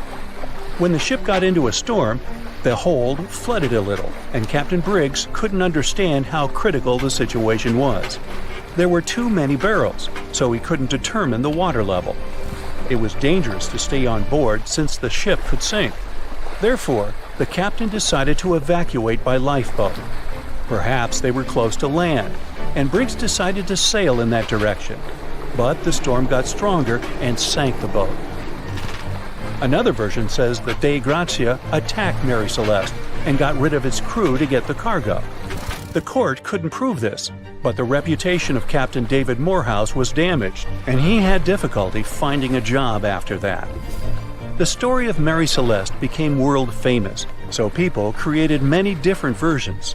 Of course, someone claimed that something mystical had happened to the ship, but such theories have no evidence. There are so many records and documents on the internet about this case, so anyone can try to sort out the truth from the fiction. The voyage started just like any other. The cargo ship SS Cotopaxi is making another journey to Havana, Cuba, to deliver coal. It's November 29, 1925. For Captain Meyer and his crew, leaving Charleston Port, South Carolina. It will be the last trip the ship ever makes. Its route ran through the Bermuda Triangle. 2 days into the trip, the Cotopaxi sent out a distress signal. It had got caught up in a strong tropical storm and turned over on its side. The wind was very strong and there was powerful lightning as well. Rain gradually filled the ship's hold. Then there was a bright white flash, and the ship disappeared without a trace. Later, its wreckage was found in the Gobi Desert, which is in a completely different part of the world. All 32 crew members, including the captain, were missing. Of course, the part about the Gobi Desert is fictional. For one of his movies, Steven Spielberg came up with the idea that the ship was moved there by aliens. Still, in real life, the ship was never found, and its crew really did disappear. It was officially declared missing a month afterward, and nobody could find the wreck. It seems like a classic case of mysterious things going on in the Bermuda Triangle. But most mysteries are solved sooner or later.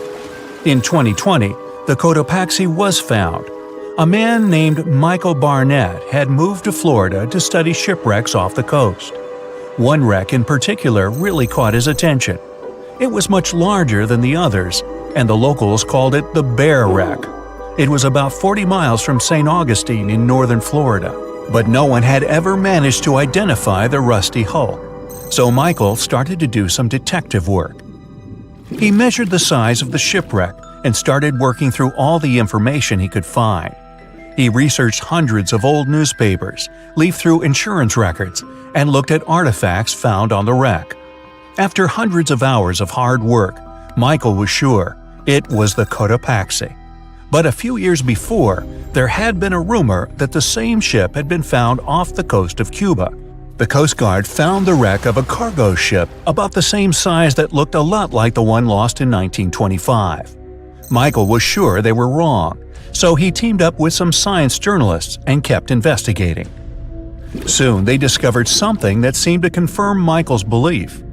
Divers found brass valves with the letters SV on them in the wreckage of the ship. Michael suggested these initials referred to Scott Valve Manufacturing Company. The headquarters of this company was in Michigan, not far from where the Cotopaxi had been built. The company had probably supplied parts for the Cotopaxi. So the puzzle seemed to be solved. The Bear Wreck was really the missing cargo ship. But Michael still needed to work out why the ship had sunk. Did something mysterious really happen to the Cotopaxi in the Bermuda Triangle? Later, Michael found the testimony of the ship's carpenter among some old papers. The carpenter claimed that the hatches covering the coal on the ship had been in a terrible condition before it sank. Repair work on the covers wasn't finished before the crew got the order to sail to Cuba. So if the hatch covers were still broken during the trip, water could have easily gotten on board. This water probably flooded the hold during the tropical storm. This was the real reason why the Cotopaxi went down. There was really nothing mysterious about it. It was just a mistake made by ordinary people. But this is just one example out of dozens, or even hundreds, where ships and planes have gone missing in the Bermuda Triangle. We still can't explain some of these incidents. It seems like there really is something weird going on there. One of these strange events happened in 1948. A passenger jet was headed for Miami from San Juan, Puerto Rico. It disappeared in the same area as the Cotopaxi. The 32 people on board vanished without a trace. The weather was clear throughout the flight, but experts think that when the plane was about 50 miles from the coast, it could have been hit by a strong wind that knocked it off course. Years later, a similar plane was found in the area of the Bermuda Triangle, but because no one could work out the registration, it was impossible to say for sure if it was the same one. Something even stranger occurred not long before, in 1945. 5 planes went missing all at the same time. Some trainee pilots were practicing their navigation skills, but when they'd finished, it seems they couldn't find their way back home and disappeared. Many people assumed they just ran out of fuel. This seems likely, but still, the circumstances were really strange. The trainees were being supervised by an experienced pilot who had 2,500 hours of flight time. He would never have let a group of newbie pilots get that far away from their base. Even now, people still debate what could have happened. Some insist the pilots ran into something supernatural out there in the Bermuda Triangle. But who knows? And here's another freaky thing that happened there which no expert has been able to explain: time travel. In 1970, Bruce Gernon was flying a plane from Andros Island to the Florida coast. When he was at 11,500 feet, a giant cloud appeared in front of him. It kept getting bigger and bigger, and he had no choice but to fly through it. As soon as he did, the plane was surrounded by darkness. It was as if the day had turned to night in a split second. Suddenly, Bruce began to see white flashes of light around him. They were so bright that they lit up the entire sky. But they weren't lightning bolts, although he couldn't really explain what they were. The plane continued through the strange cloud for almost a half an hour. Bruce noticed that the cloud changed shape during this time. The space around the plane turned into a tunnel. Then the tunnel started narrowing. Bruce became really tense as he tried to cope with the plane's controls. All his instruments and navigation equipment were going crazy, and the electronics stopped working. Then, a white light appeared at the end of the tunnel. Just like in the movies, the plane escaped the closing cloud tunnel at the very last second. Everything was fine, but now Bruce found himself in some white fog. He had no idea where he was. Then he managed to contact ground control. He was shocked when he learned that his plane was already in the airspace above Miami. It seemed that something impossible had happened. Bruce was meant to cover a distance of about 250 miles during the flight. This usually took 1.5 hours, but he had managed it in just 47 minutes, almost 2 times faster than normal. When Bruce landed, he went to check the amount of fuel left in the tank. It turned out he'd used up a lot less than the normal amount of fuel as well. Could there be a logical explanation for the time-traveling plane? Well, records show that a large number of sunspots were detected on the surface of the sun that day, and there was a strong solar wind. This could easily have made the electronics and devices on the plane go crazy. But what about the mysterious cloud? The Florida coast is a place where 2 large air currents meet.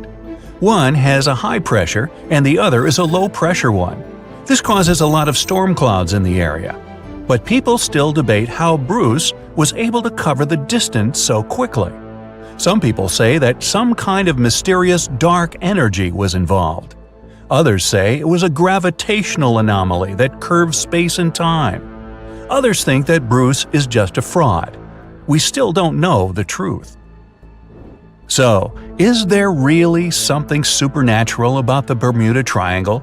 Or is it all just coincidences and made-up stories? The truth is that no more planes and ships disappear in the Bermuda Triangle than anywhere else in the world. Thick fog is rising over the ocean as the sun is slowly sinking towards the horizon. It's hard to see further away than a few dozen feet, but that's enough to notice a hulking, skeletal shape in the distance. As your ship approaches the figure, your heart beats faster, and then you make out the details of another vessel, abandoned by the looks of it.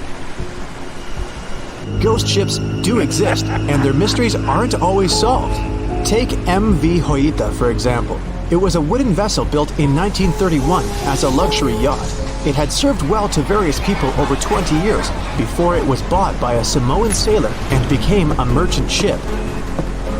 In 1955, though, Hoita's service came to an abrupt and mysterious end. On October 3rd, it set sail for another trading voyage that should have taken no more than 48 hours. Delays happen in the sea, so when Hoita didn't arrive on October 5th as scheduled, there was little worry yet. But then it failed to come on the following day too. There was no distress signal or any other sign of Hoita's presence anywhere between its departure and arrival points. A search and rescue party was dispatched to find the ship, and for 6 days, they were scouting the area of nearly 100,000 square miles. On October 12th, the mission returned to the base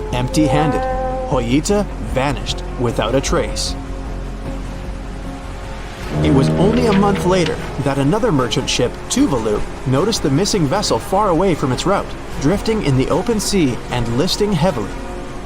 The sailors boarded the ship and found that all of its crew and passengers, 25 people total, were missing, along with all the cargo the vessel had been carrying.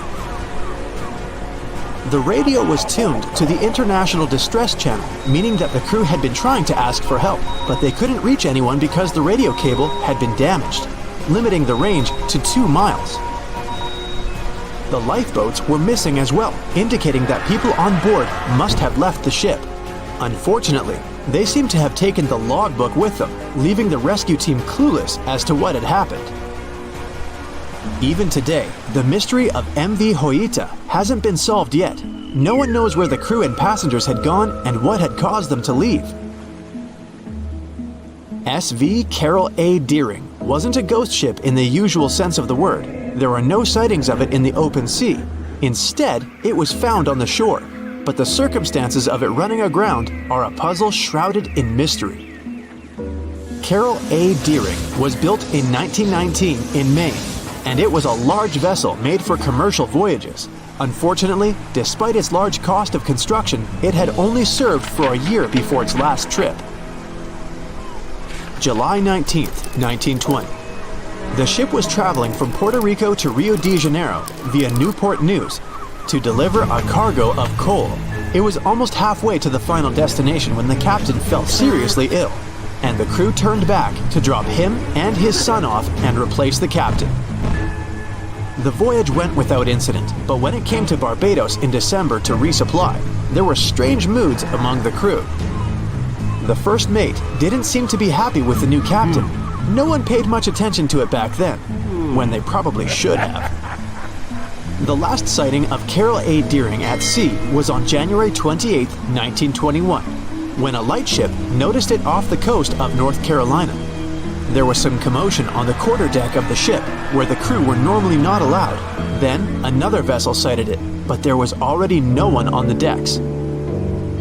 On January 31st, the merchant ship was found hard aground in the Diamond Shoals, a site notorious for numerous shipwrecks that had been occupying there for centuries.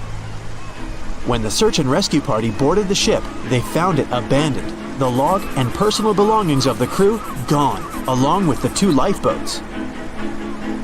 There is still no answer to what happened on board of Carol A. Deering that January, although the most popular version was mutiny. Maybe we'll never find out the truth though. SS Bechimo is perhaps one of the most notable ghost ships in history. This large cargo steamer was built in 1914 in Sweden and plodded its way dutifully over 16 years, trading provisions for pelts with native tribes of Alaska and Canada. But then, on October 1st, 1931, Bechimo got caught in pack ice. At first, it seemed the crew would be able to wait it out and continue on their route because the ship broke free in a couple of days. But in less than a week, it became caught again, this time for good.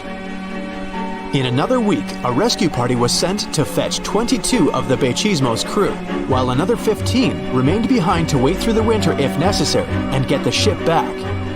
But a month later, after a powerful blizzard struck their camp, the sailors went out of their shelters only to find the ship gone. Luckily, a few days later, a native hunter told them Bechimo hadn't been lost yet. He'd seen it about 45 miles from where they had been stationed. They managed to track it down, but decided the ship wouldn't survive the winter. So they took the most valuable cargo from its hold and abandoned it. They were wrong though. SS Bechimo did survive that winter, and many more that followed. When the ice broke, it sailed away on its own, drifting listlessly along the shores of Canada and Alaska. There were numerous sightings of the ghost ship, sometimes adrift in the open sea, and at other times stuck in the pack ice again. People attempted to board and salvage it, but weather conditions or lack of equipment always prevented them. SS Bechimo was last sighted by native Alaskans in 1969, 38 years after its abandonment. What became of it later remains unknown. The story of SS Orang Medan is one of the most puzzling and harrowing ghost ship stories of the 20th century. No one even knows for sure if the ship even existed in the first place. It wasn't recorded in Lloyd's Shipping, the International Register of Ships, which makes it either a tall tale or a vessel that avoided being officially recognized for some shady reasons. In any case, the accounts as to what happened to the Medan vary.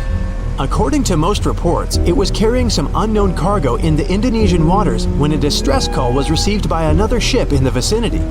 The officer on duty heard an SOS message, but its contents are different depending on the accounts. The message did not repeat, and the crew of Medan didn't answer to any attempts to contact it back. The ship that received the distress call hurried to the rescue, but they only reached the vessel the following day, when it was already drifting and slightly listing. When the rescuers boarded the ship, they found that none of the crew had survived. However, one lifeboat was missing, which implied that there was at least one crew member who managed to escape. What happened to the rest of the people on board remains a mystery to this day. Still, there are no hard facts about this story, so we might never find out whether SS Orang Medan was actually a ship and not a thing of fiction. SV Zabrina was a 3-mast sailing barge built in 1873 for river trade ships in South America. She served for well over 4 decades, proving to be a sturdy and reliable ship. It was later transferred to Europe, where it continued serving its purpose well.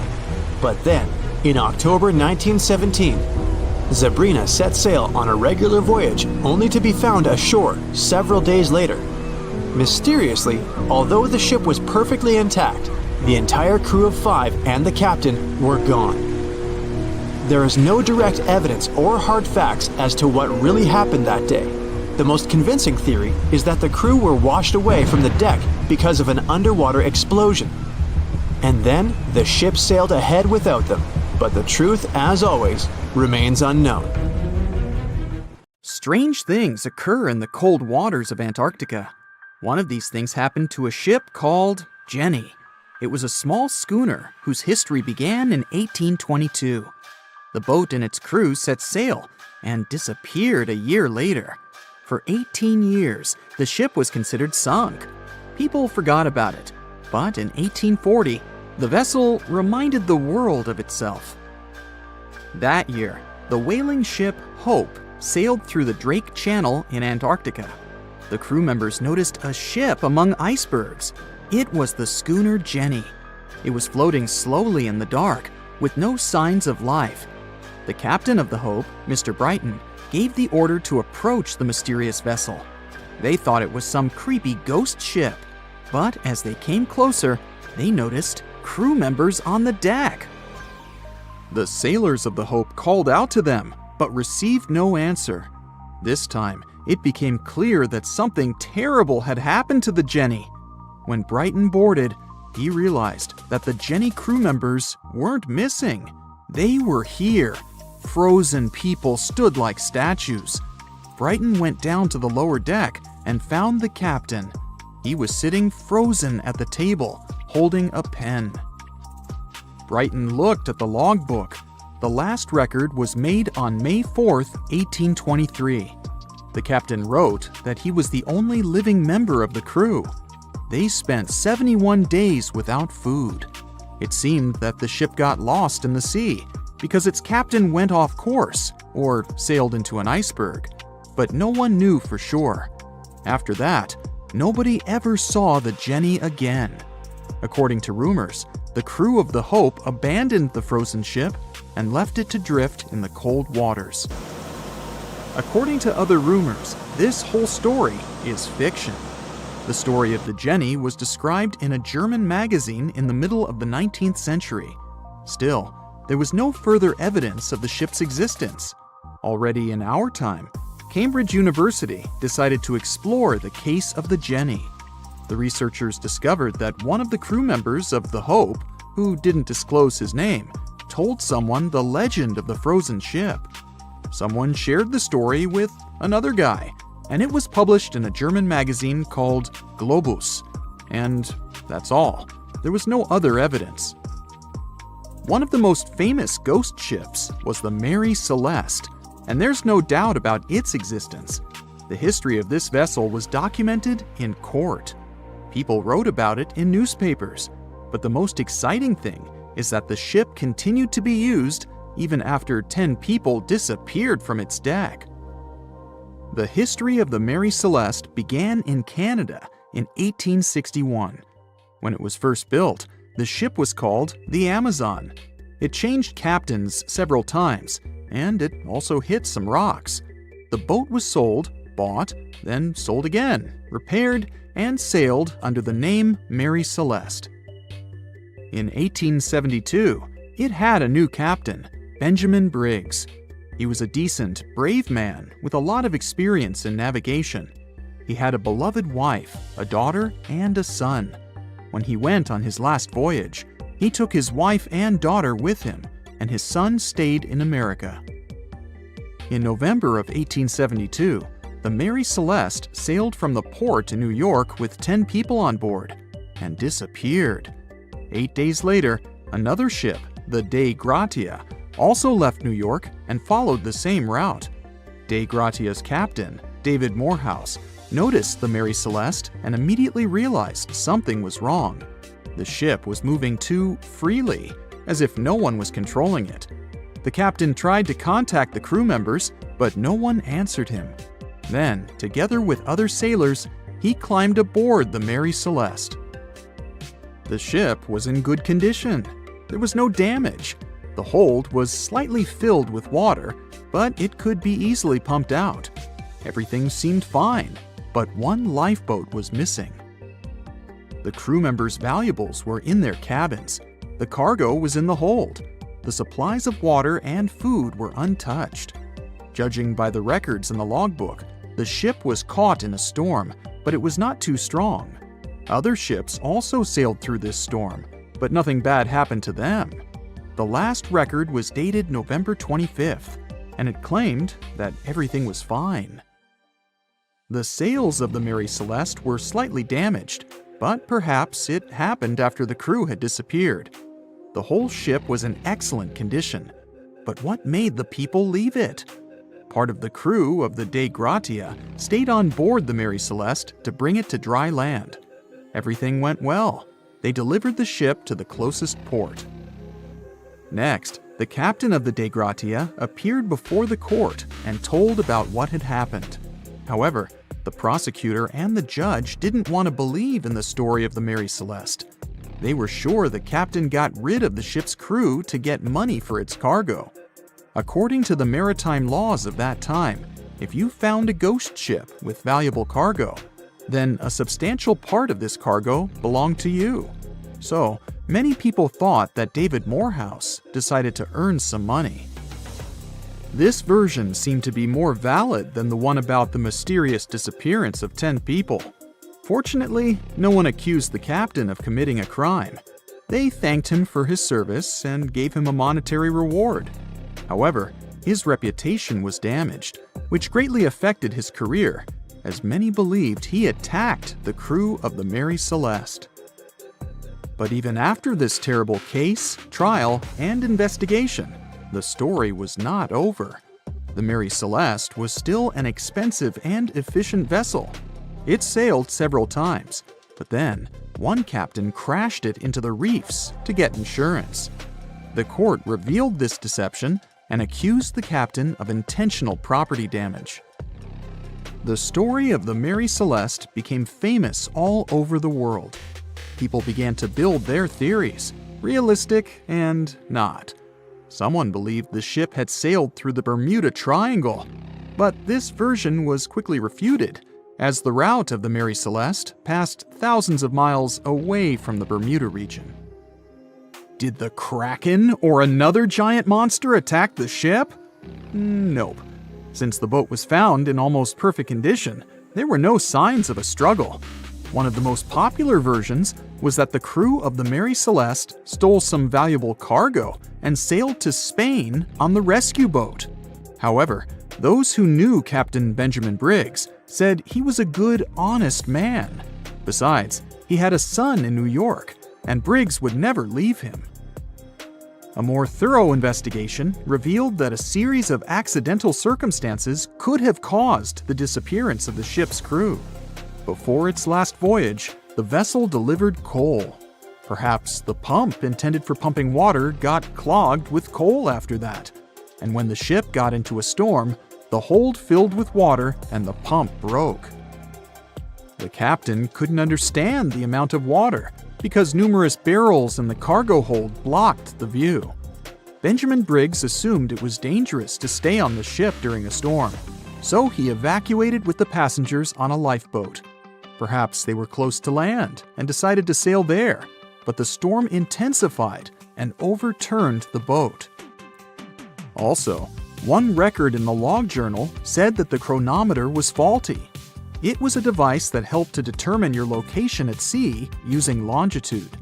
Briggs got lost and didn't know which way to sail. The storm was strong, and he couldn't determine whether the ship would sink. Perhaps Briggs decided to leave the ship in a rescue boat when he saw the coast of the Azores. The uniqueness of this ghost ship case is that, unlike many others, you can investigate it yourself. There's a lot of information about the Mary Celeste on the internet. There are documentaries and research articles. Perhaps you'll be able to notice something that others haven't seen and solve the mystery of the disappearance of 10 people. A story that will surely send chills down your spine is about a daring young American sailor named Tammy Oldham Ashcraft. Back in 1983, when she was just 23 years old, she had quite the adventure. Along with her British beau Richard Sharp, she was tasked with navigating the ocean from Tahiti to San Diego in California on a luxury yacht. But you know how the ocean can be. It's not always smooth sailing. 20 days into the journey, the two lovebirds got ensnared in a Category 4 hurricane, coming with monstrous waves and wicked winds. Even though they stood their ground against the raging waves, the yacht was rolled over like a beach ball as it tumbled between two waves. The last thing etched in Tammy's memory before being knocked out cold for 27 hours is Richard shouting as an enormous wave slammed onto their boat. Later on, she penned down her harrowing ordeal in a book, which was later turned into a movie. Tammy had her fair share of sailing experience under her belt before the fateful journey. She had great navigation skills and had already sailed across the Pacific twice. Setting off from Tahiti to San Diego, they initially had a decent journey, but a couple of weeks in, trouble started brewing. They caught wind of a tropical area down by Panama, and before they knew it, the storm was charging west and gathering intensity. The pair made efforts to reach the safety zone, but the hurricane was moving at incredible speed. As fate would have it, the usually short-lived hurricane kept going. Facing giant waves and hurricane winds is enough to give anyone nightmares.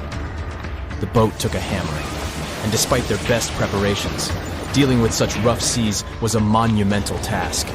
The boat would leap into the air over the towering waves and come crashing down, making the whole structure shudder. Richard was in the cockpit, secured with a safety harness as they bobbed over the massive waves.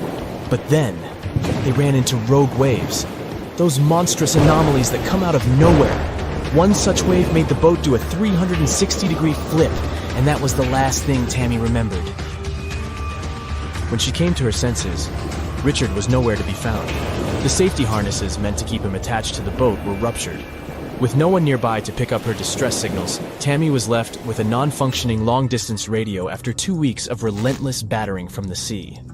All she had was a short-range, very high-frequency VHF radio, which gave up after 5 days due to water damage. She was alone and completely cut off. Tammy had to rely on her basic tools to navigate to Hawaii, a sextant and sight reduction tables. Using the sun's position, she determined her latitude, and once she found her watch, she could also figure out her longitude. It took a while, but she did make it to Hawaii. Throughout her time being lost at sea, Tammy showed just how resourceful she was. She remembered trying to get the engine running, but some of the boat's parts had melted onto the propeller shaft. Despite being mechanically inclined, she couldn't waste time trying to fix something that was potentially beyond repair. Instead, she relied on her training as a bosun. Tammy also kept a log of her time at sea, always aware that if she didn't make it, this might be the only clue to what happened. Looking back on the log, she admitted that her mental state had been fragile during her ordeal. Despite everything, Tammy shared that the human survival instinct is incredibly strong. She wanted to live. The hero of our next tale is a man named Steve Callahan. His story, though it sounds like a Hollywood movie script, is real as real can be.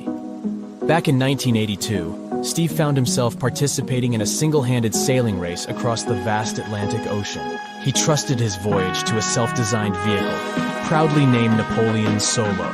It was a sturdy, reliable boat, built to weather storms and defy waves. But unpredictable weather loomed in, tearing into the race fleet and sinking a bunch of boats.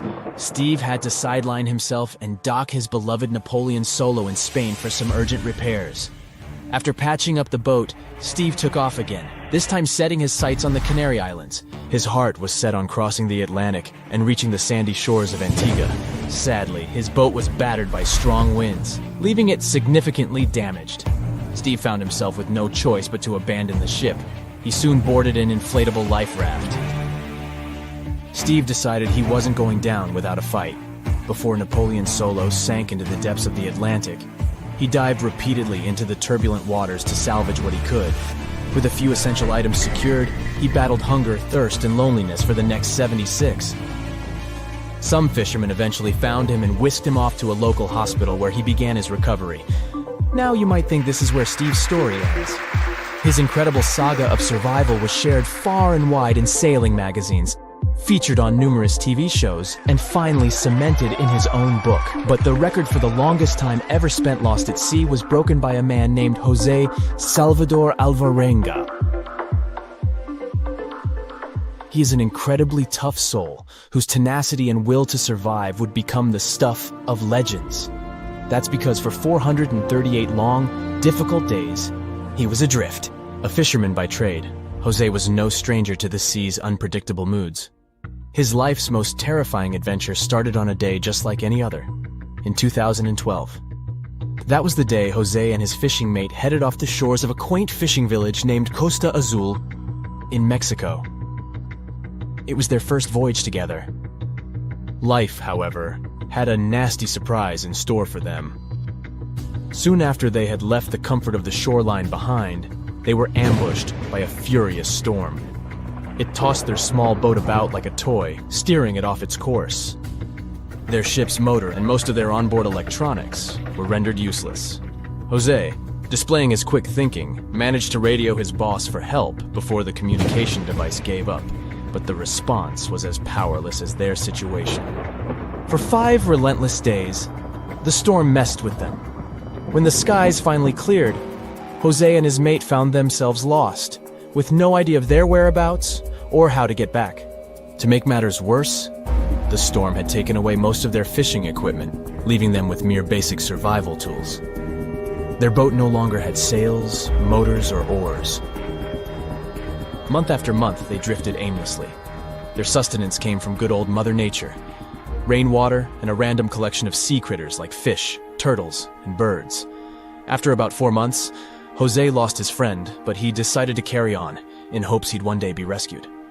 Little did he know, he was nowhere near the end of his journey. He attempted signaling every passing ship he saw, but his desperate cries for help were useless. Relying solely on rainwater and whatever the sea offered him for food, Jose kept track of his days by the changing phases of the moon. It was a bit over a year after the disastrous storm that Jose finally sighted land. His heart filled with hope, and he abandoned his trusty but worn-out boat, choosing to swim towards the shore. To his amazement, he found himself on one of the Marshall Islands, situated on the far side of the Pacific from where his ordeal had begun.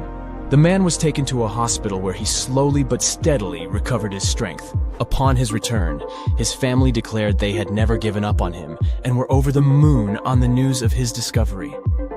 However, this survival story was so fantastical that many raised their eyebrows in doubt. Could a man really survive for so long at sea on a tiny boat? However, there were those who offered a counterpoint. Experts explained that fresh meat from birds and turtles, which Alvarenga claimed to have consumed in plenty, contained enough vitamin C to ensure survival. It's 2018. You get up early in the morning to go ashore and catch some fish. You come to the spot you were yesterday, throw the hook into the sea, and wait. The float is twitching. You've caught some fish, but hey, hello? Why aren't you doing anything? Right now, you don't care about the fish. You're looking at something in the distance. You open your mouth in surprise since you see a huge ship stuck on a shoal. It wasn't here yesterday, so it got here at night. Okay, it'll probably sail away sooner or later. You fish for a few more hours. During this time, you observe the ship and notice no movement there. Is it empty? Boats and the Coastal Service are sailing from the shore to the vessel. You decide to check it out too. You get in your old boat and go there. The mist descends to the water, making the ship look creepy. The colossal vessel is rusty and empty. But where is the whole crew? And how did it get there? The Coast Guard comes on board. They search the hold, the cabins, and the upper deck. There's someone's stuff, some remnants of food supplies, notebooks, and clothes. Everything suggests the crew has disappeared for some reason. Fishers who noticed the vessel first didn't see anyone coming down from the board. No radio signals were sent to the port, and no one reported about the ship. It appeared here from nowhere. The only chance to get any information is to look at the number and name of the vessel. This is Sam Ratulangi, PB 1600. The Coast Guard checks the information, studies the data of all the country's ships, and no way. One company built the boat in 2001 in Indonesia. People used it to transport heavy loads across the seas around Asia. The ship had been properly operating for 8 years. People were delivering industrial goods to different points in the region, but something went wrong. In 2009, Sam Ratulangi was sailing near the coast of Taiwan, and that's it. There were no further records about it. There were no reports in any port. Everyone thought it must have drowned, so no one had been looking for it for years. And then, 9 years later, it appears here, big and rusty, off the coast of Myanmar, without sailors, without fuel. An investigation starts. City services are trying to find out the names of all the sailors working on the ship and find clues that would lead to solving this mystery. They also hope the ship owner will appear soon. They find 2 tow ropes on board. This means that some other ship towed Sam Ratulangi to this place. Then they identify and find 13 crew members. These people say they wanted to reach the factory in Bangladesh to repair Sam Ratulangi. Another vessel helped tow the ship, but then 2 cables tore off, and a storm began. No one wanted to stay on board during such weather, so the crew members left it. No one knows what the ship has been doing for the last 9 years, and how it was possible without people on board. And here's another, much more mysterious ship story. On February 16, 2020, locals found a large cargo ship stuck on a rocky shore off the coast of an Irish village. The boat looked rusty, with holes in the hull and rotten parts. People hadn't seen this vessel the day before, so it appeared there at night. The last time people saw the Alta cargo ship was a few months earlier, thousands of miles off the coast of Ireland. That day, the Alta was sailing in the waters of the Atlantic Ocean. Another ship, the MS Protector, noticed it. MS Protector crew members tried to contact the ship, but received no response. The people on board realized that they were facing an empty vessel. And then, 5 months later, it appeared near the coast of Ireland. There are more questions than answers in this story, but we managed to find something out. In 2015, the Alta appeared and disappeared from the radar several times. Any ship has an internal tracking system, so people can track its route using satellites. But Alta crew members often disabled this system. Perhaps they were engaged in some illegal activity. Anyway, in 2017, the ship often sailed between the ports of Greek islands. Then, the tracking signal disappeared and appeared only 10 months later, off the coast of North Africa.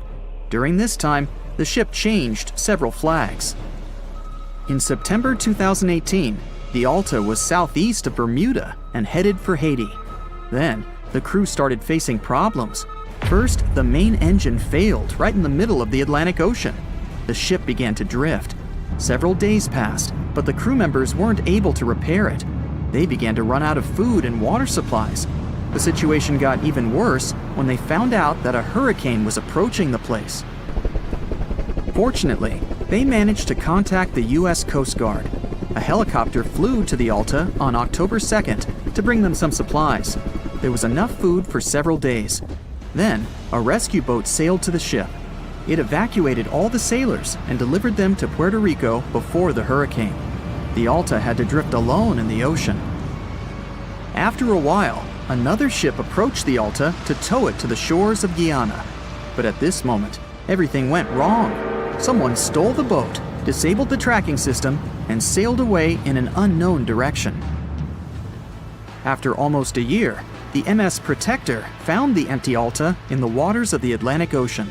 And then, 9 months later, the ship without a crew sailed to the shores of Ireland. How did it manage to travel across the Atlantic and get to the coast of Ireland? It's still a mystery. Maybe it was just luck. No one else saw the ship all this time. It was just covering huge distances, surviving storms. Who's the captain? What happened to the thieves? Who owns the ship now? One day, someone called the village administration and introduced themselves as the vessel owner. But that unknown person didn't provide any evidence. They found several barrels of oil on the ship, which they took away by helicopter. The Alta was rusting. Corrosion of metal could damage the environment. The vessel had no commercial value, yet it would have taken millions to get rid of it. There were 3 options for what to do: leave the ship where it was, tow it into the sea and let it sink, or disassemble it for scrap. But nature had its own plans. Storms and strong waves split the hull into 2 parts. The Alta was drifting without a crew in the waters of the Atlantic Ocean for about 2 years. But this is nothing compared to a ship that was traveling for 38 years. The record belongs to the SS Bechimo. It was a merchant vessel owned by some trading company. In 1931, the ship found itself on the ice off the coast of Alaska. Its movement slowed down. A thick layer of ice blocked the ship, and a strong storm only made the situation worse. The blizzard was so intense that the crew members couldn't see anything but a white veil in front of their eyes. Sailing any further was impossible. The team had to wait for the storm to end. They waited for a day, 2, 3 days. A week had passed, but the snowstorm was only getting stronger. Then, one day, it grew weaker. The crew members split into 2 teams. The first team went to the nearest city. The second group, along with the captain, stayed on board. They set up camp next to the ship and waited for the blizzard, which had started again, to end. There was 0 visibility. And finally, one day, the storm was over. Great! And now, wait a minute. But where is the ship? The SS Bechimo just disappeared during the blizzard. The captain was sure that the ship had sunk, so he left along with the crew. Then, a week later, they saw the vessel drifting near the area where they had lost it. The hull was damaged so severely that it was unsafe to sail on it. Repairing the ship would be pointless and expensive, so the captain decided to abandon it. He was sure that it would go underwater sooner or later, but it stayed afloat for the next few days, the next few months, and a few years. People had reported seeing it at various points along the coast of Alaska for 38 years. The last record of the SS Bechimo is dated 1969. Those who saw it claimed the ship was completely frozen, almost merged with the ice. Some people planned to start an expedition to find the ship, but all attempts were unsuccessful. The vessel is probably lying somewhere on the deep sea floor. Far out in the open sea on a perfectly calm day, a dot appears on the horizon. It grows in size as it gets closer, and soon you can see it's a ship. But when you look at it through the spyglass, chills go down your spine. The vessel is in perfect condition and its cargo is on board, but it's completely devoid of people, drifting listlessly along the current. That was what the captain of the Ellen Austin saw in 1881, and what brought his crew so many sorrows. In December of the previous year, the Ellen Austin, a big 210-foot-long ship, left the port of Liverpool to make its trip to New York. The ship was carrying a load of people hoping to find a better life in the New World. Captain A.J. Griffin took the vessel due southwest for a shorter voyage, and a few weeks into 1881, they found themselves north of the Sargasso Sea, known for its lack of winds and strong circling currents. Ships that got caught in those could lose control and keep on drifting in circles until they were dragged into the center. From there, they'd be incredibly lucky to get back past the currents, but more often than not, they stayed in the desolate desert of the sea forever. Worse still, the area belonged to the notorious Bermuda Triangle, which was already known to take down ships and make them disappear without a trace. The ship's crew were nervous, afraid of being in such a dangerous area so close to a sea that could bring them to a standstill. And ominously, some of the Sargasso Sea's calm must have escaped it, because the Ellen Austin lost its speed one day and fell adrift without the winds. It was fine, though. They had ample provisions and were still on schedule. Captain Griffin was walking around his ship, giving orders in a voice full of calm authority, and both his crew and passengers trusted him completely. But then, the lookout shouted from above that a ship was in sight. And indeed, when the captain looked in the direction the man was pointing, he saw a small schooner moving slowly into view and towards the Ellen Austin. As it came closer, it became apparent that the way the strange vessel moved wasn't right. The captain frowned and examined it through his spyglass. The schooner was untouched, but eerily silent. There wasn't a single soul on board. Derelict ships weren't that rare in the Atlantic at the time, but neither were pirates. Captain Griffin decided to wait and watch. After 2 days, the schooner was as quiet as always, and Captain finally thought it was fine to move in. He took a small team of sailors and boarded the stranded ship. There was nobody there indeed, but luck seemed to be on Griffin's side. The precious cargo of mahogany wood was still in the holds. The captain returned to the Ellen Austin and ordered his select men to take the smaller ship along to New York. The crew's spirits arose with the prospect of riches awaiting them upon arrival. When the winds blew strong again, the Ellen Austin continued its voyage, with the unnamed vessel tagging along. But after a couple of days, the ships were caught in a powerful storm and got separated. The wind, rain, and waves beat them for several days in a row. When the weather finally cleared, Captain Griffin ordered to find the schooner. They searched for another day until they finally found it adrift, way off the course. Griffin hailed his men on board the smaller ship, but no one answered. A party of sailors went to investigate and returned with their faces white with fear. The whole prize crew went missing in the storm. The captain wasn't one to lose such a valuable find, though, and ordered another team to take control of the schooner. Reluctantly, the sailors obeyed, and the two ships continued their voyage.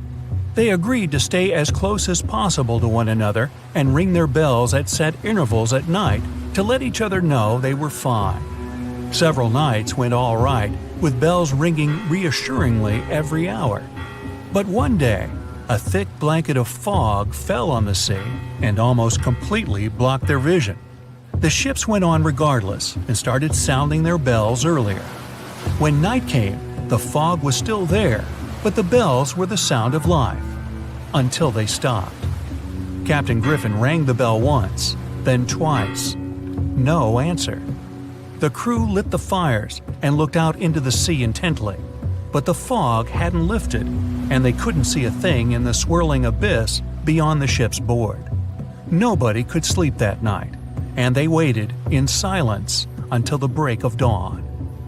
The first rays of sun made the fog slowly disperse, and the whole crew went to the edge of the deck with heavy hearts. There was still hope in them, until the last strands of the mist went away, revealing a vast, calm, and most importantly, empty ocean. The nameless schooner was gone, and so was the second team of the Ellen Austin sailors. The ship sailed the rest of the way to New York in grave silence.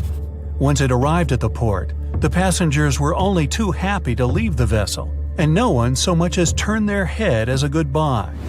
That was the ship's last voyage as the Ellen Austin. That same year, it was sold to a German shipping company and renamed Meta. No one ever found the derelict schooner or the sailors that went missing with it. And that would probably be the end of this mysterious and unresolved story, if it held at least a little bit of the truth. In reality, none of the enigmatic things in the narrative actually happened. The Ellen Austin did indeed leave Liverpool and headed southwest to New York, and its captain was really A.J. Griffin, taking people to the American continent. But from here, the story falls apart. First of all, the ship went way too far to the north to pass the Sargasso Sea so closely. There was simply no reason to make a detour so broad. Even though the westerly winds were strong, it was still faster to take them head-on than to go in a southerly direction. So the Ellen Austin was probably nowhere near the Sargasso Sea and the Bermuda Triangle. Secondly, the triangle itself has been proven time and again to be nothing but a work of fiction. In fact, it gained popularity in the middle of the 20th century, while nobody even thought of drawing a triangle in the Bermuda area before that. The mystery was popularized by science fiction writers and became a common myth, while no serious research proved it any more dangerous than other parts of the world's ocean. So the crew of the Ellen Austin weren't even aware of the Bermuda Triangle back then, let alone afraid of it. Thirdly, the whole story was told and retold by magazines and mystery-loving personalities with ever-changing details. It first appeared in a newspaper in 1906 and already had the date wrong. The article said the voyage took place in 1891 instead of 1881. Later, the story resurfaced in 1935 on the radio with the wrong name of the captain. It was Baker, not Griffin. The date was also off, saying the trip was taken in August 1881, when the Ellen Austin was already renamed Meta. The legend grew upon with other strange details, such as the ship's route from London to Newfoundland, which was never the case. But the final debunking came from the archives of Lloyd's of London, the marine insurance market that keeps all logs of trade and emigration ship routes. The documents there say that on February 1881, the Ellen Austin completed its cross-Atlantic voyage to New York without incident. Captain A.J. Griffin off-boarded the ship with all his crew hale and hearty and declared no loss of hands during the trip. The voyage took over 2 months because the ship had to fight strong westerly winds pushing it back towards Britain. The crew reported no strange encounters on the way, and the whole thing was as boring as could be. And even the passengers must have been smiling when they stepped on the American soil at last, unaware of the phony baloney story they were about to be a part of. It was Friday, February 19, 1937. A Stinson airplane was traveling from Brisbane's Archfield Aerodrome to Sydney. There were 7 people on board, 5 passengers and 2 pilots. Along the way, the plane was meant to pick up some passengers in Lismore, but it never arrived. The official search centered around Newcastle and the Hawkesbury River, hundreds of miles south, where some people said they saw or heard the plane. The authorities took a statement from the postmaster in Hawkesbury. He said he'd heard the plane pass overhead just after 5 in the evening on the day it disappeared. Since he knew a lot about the aircraft, the authorities were convinced by his statement. But others believed something else.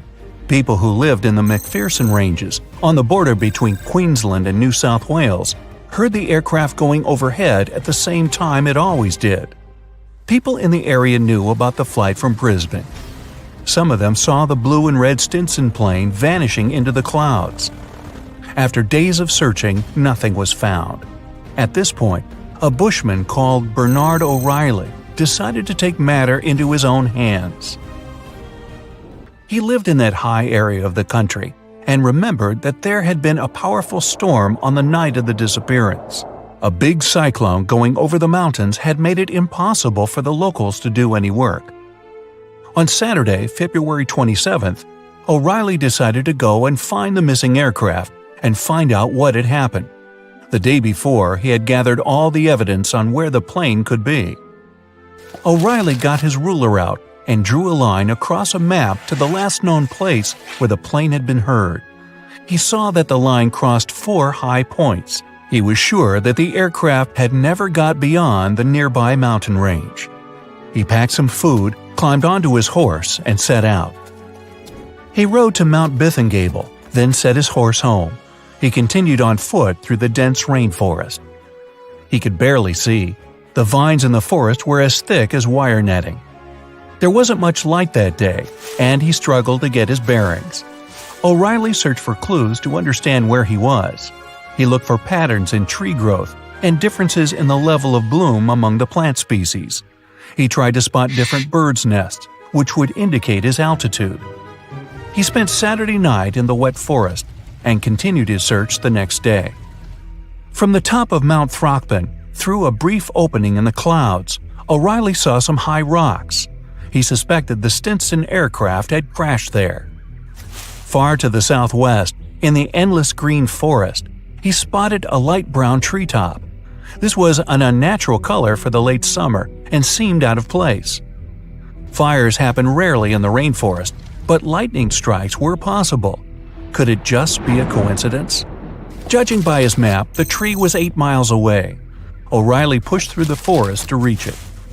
When he was 3 miles away from the spot, he heard 2 voices calling out cooeys. This is a shout-out used by the Australian bush to attract attention, find missing people, or indicate someone's location. He thought it could be other search teams, and answering would have confused them. So he kept silent and continued walking toward the location of the voices. He crossed a gorge and climbed up high. He called out to see if anyone was there, but still got no reply. He walked back 600 feet along the plateau and shouted again. That was when he heard a response and headed toward it. O'Reilly finally arrived and saw a big tree which had been cut down. The entire trunk of another tree was burned, and there was a mass of metal on the ground. Finally, he saw 2 men. The other 4 hadn't made it.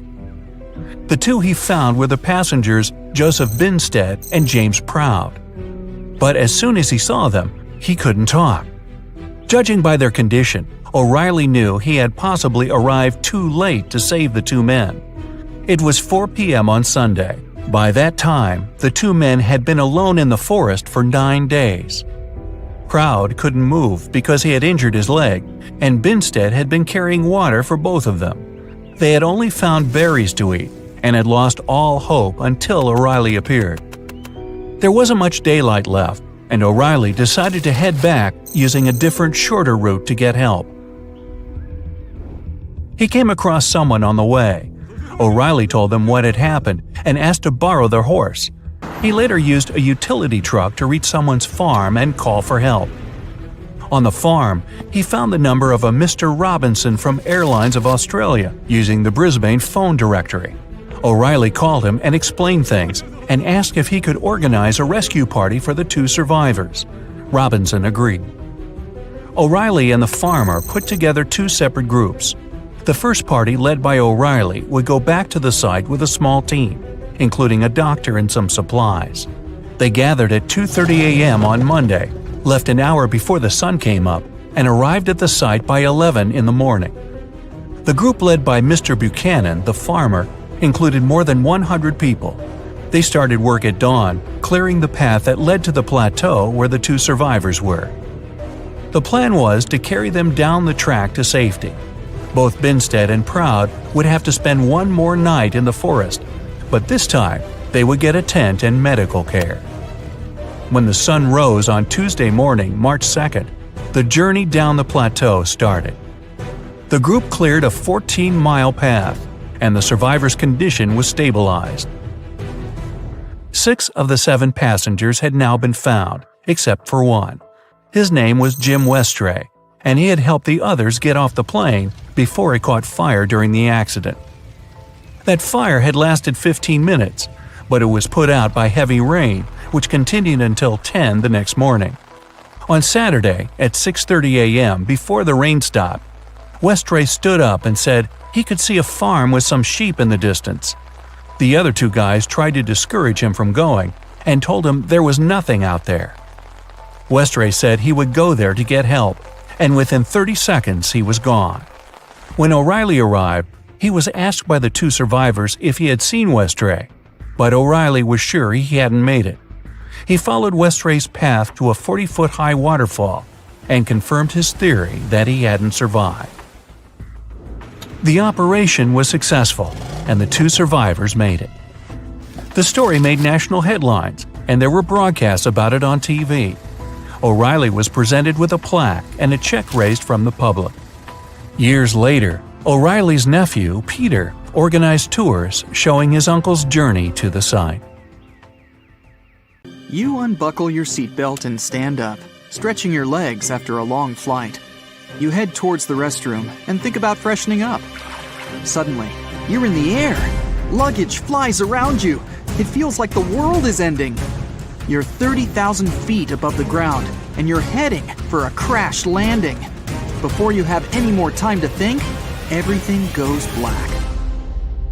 In early 2001, a massive Boeing 747 carrying over 400 people took off from Tokyo Haneda International Airport. The flight progressed like normal until it reached 39,000 feet and coasting speed. Food was being served, and passengers were up and about like they would be on any other journey. Slightly earlier in the day, a Japanese airline flight between Busan, South Korea, and Tokyo, Japan, had begun in a similar fashion. This one was smaller, with about 250 people on board. It had also started coasting at around 37,000 feet. Both of these planes were on a similar flight path, only 2,000 feet apart, and due to meet over the Japanese island of Honshu. They were both close to this intersection when the pilot of the Boeing 747 noticed his anti-collision indicator going off. This was when he first knew something was wrong. One of the critical aspects of modern air travel is the coordination of air traffic control. Every flight is monitored, and pilots are advised if anything goes wrong. The entire point of air traffic control is to organize flights so well that collisions are impossible. Every modern plane is built with collision monitors, but they are never supposed to be used because of this. While the anti-collision indicators buzzed, 26-year-old trainee Hideki Hachitani was sitting behind the radars at the control tower, monitoring both flights. The stress of having to oversee more than 10 planes was overwhelming him. This isn't surprising, given that he wasn't even certified to operate by himself without supervision. When he noticed the potential collision, he rushed to prevent a disaster.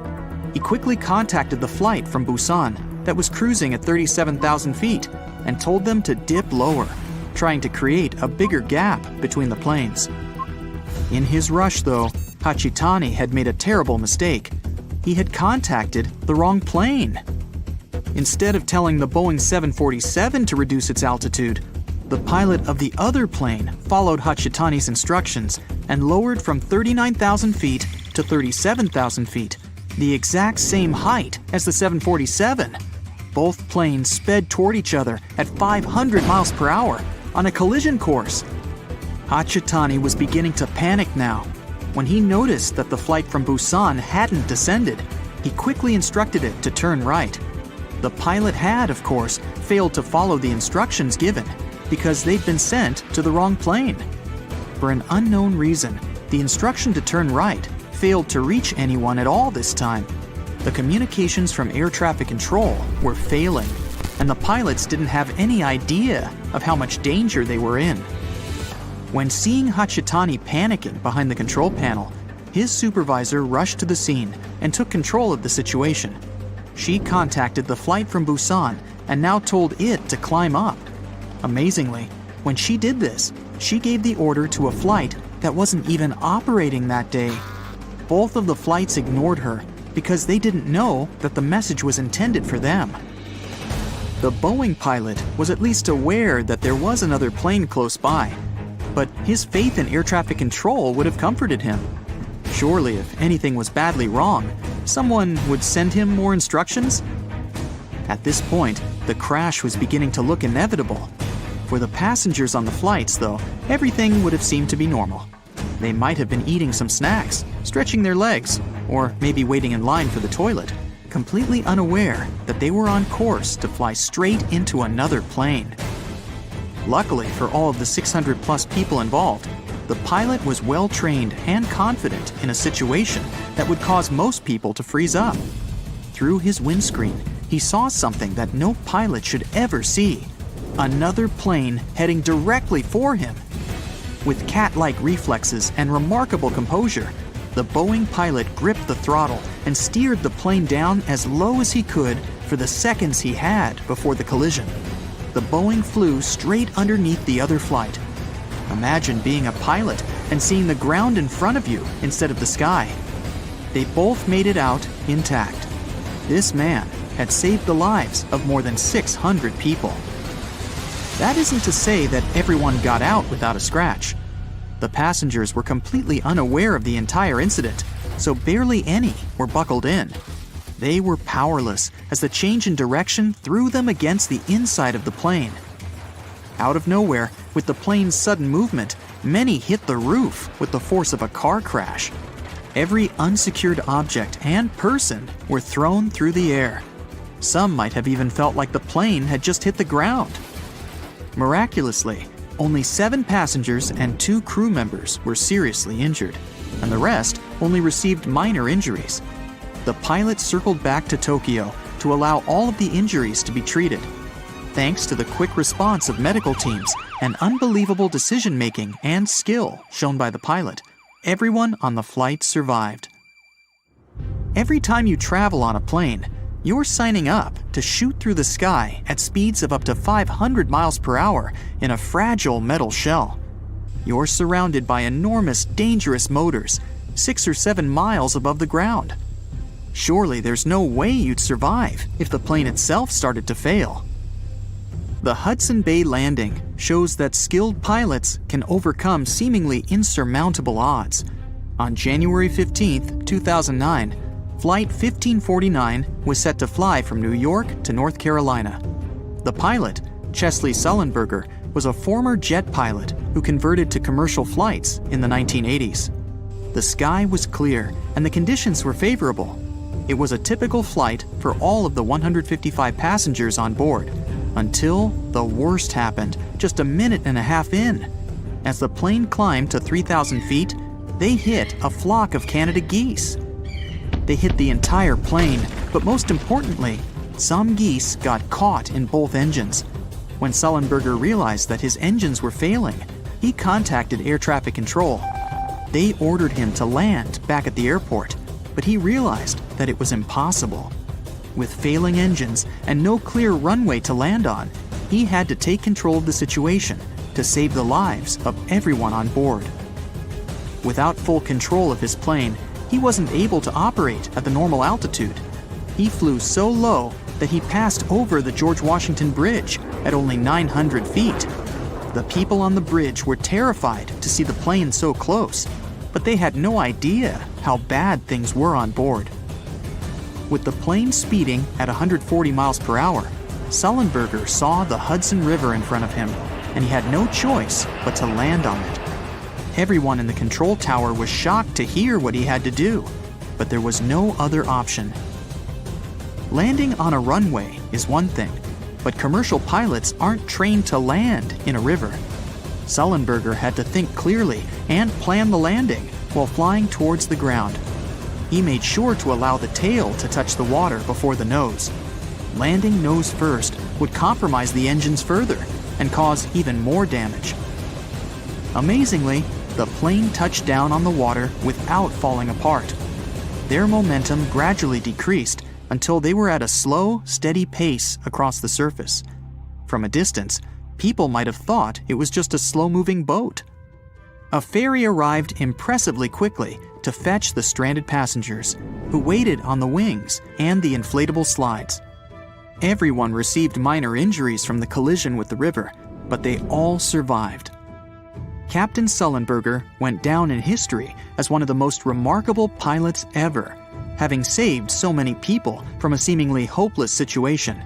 There was even a movie made about his heroics.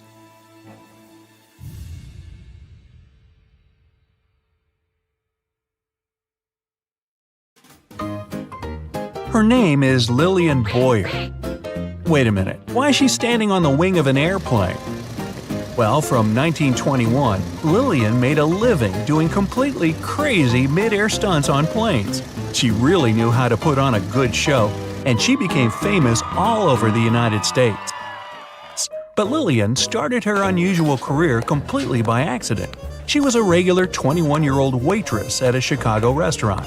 That changed when two pilots named Elmer Partridge and Johnny Metzger became frequent customers there. One day, they offered Lillian a ride in their old biplane, a Curtiss JN-4D Jenny. She agreed, and they headed over to the local airport. Soon, Lillian was in the air. It was the first flight of her life, and she was incredibly excited. Flying didn't scare her at all. In fact, with a strong wind blowing in her face and the noise of the engine ringing in her ears, Lillian realized that planes were her calling. 4 days later, Partridge asked her if she wanted to take another flight. This time, Lillian decided to do something bold. When the plane was flying at 65 miles an hour, she got out of her seat and stood on the wing. But even then, she wanted more. So she walked all the way to the edge. The whole time, Partridge was screaming at her to sit down because he thought she was going to jump. She could barely hear his voice because of the engine noise. But Lillian wasn't scared at all. She actually enjoyed it. When the pilot saw what she could do, he introduced her to Billy Brock. He worked at the Chattanooga airport and was looking for someone who could do tricks on the wing of a plane. They shook hands and soon got started on Lillian's training. Lillian quit her restaurant job and started training full-time. For 5 months, she practiced doing stunts in a barn at Chattanooga. She used a model plane which had soft mattresses placed underneath it for safety. She did gymnastics with an instructor, as well as running and other sports, and she changed her eating habits. Soon, she was ready for a real flight. And she proved she was the best. Lillian was the first female stunt person to perform tricks like hanging from a plane using one hand or hanging by her knees or ankles. Her bravery amazed people, and she quickly became very popular. She and Brock started doing air shows at various fairs and festivals, and she turned into a real star. When they came to town, the crowd always recognized them. There was always a car waiting for Lillian, and she had a lot of passionate fans. Lillian was the only woman at the time who could perform one very risky stunt. She would get out of the cockpit holding a thin wire, which had a mouthpiece at the end of it. She would do a few tricks on the edge of the wing and then hang under the plane holding on by only her teeth. The spectators couldn't see the wire from hundreds of feet below, so it looked both pretty shocking and amazing. The crowd would erupt into screams when Lillian performed this trick. Then Brock would lower a special ladder and she'd grab it and go back to her seat.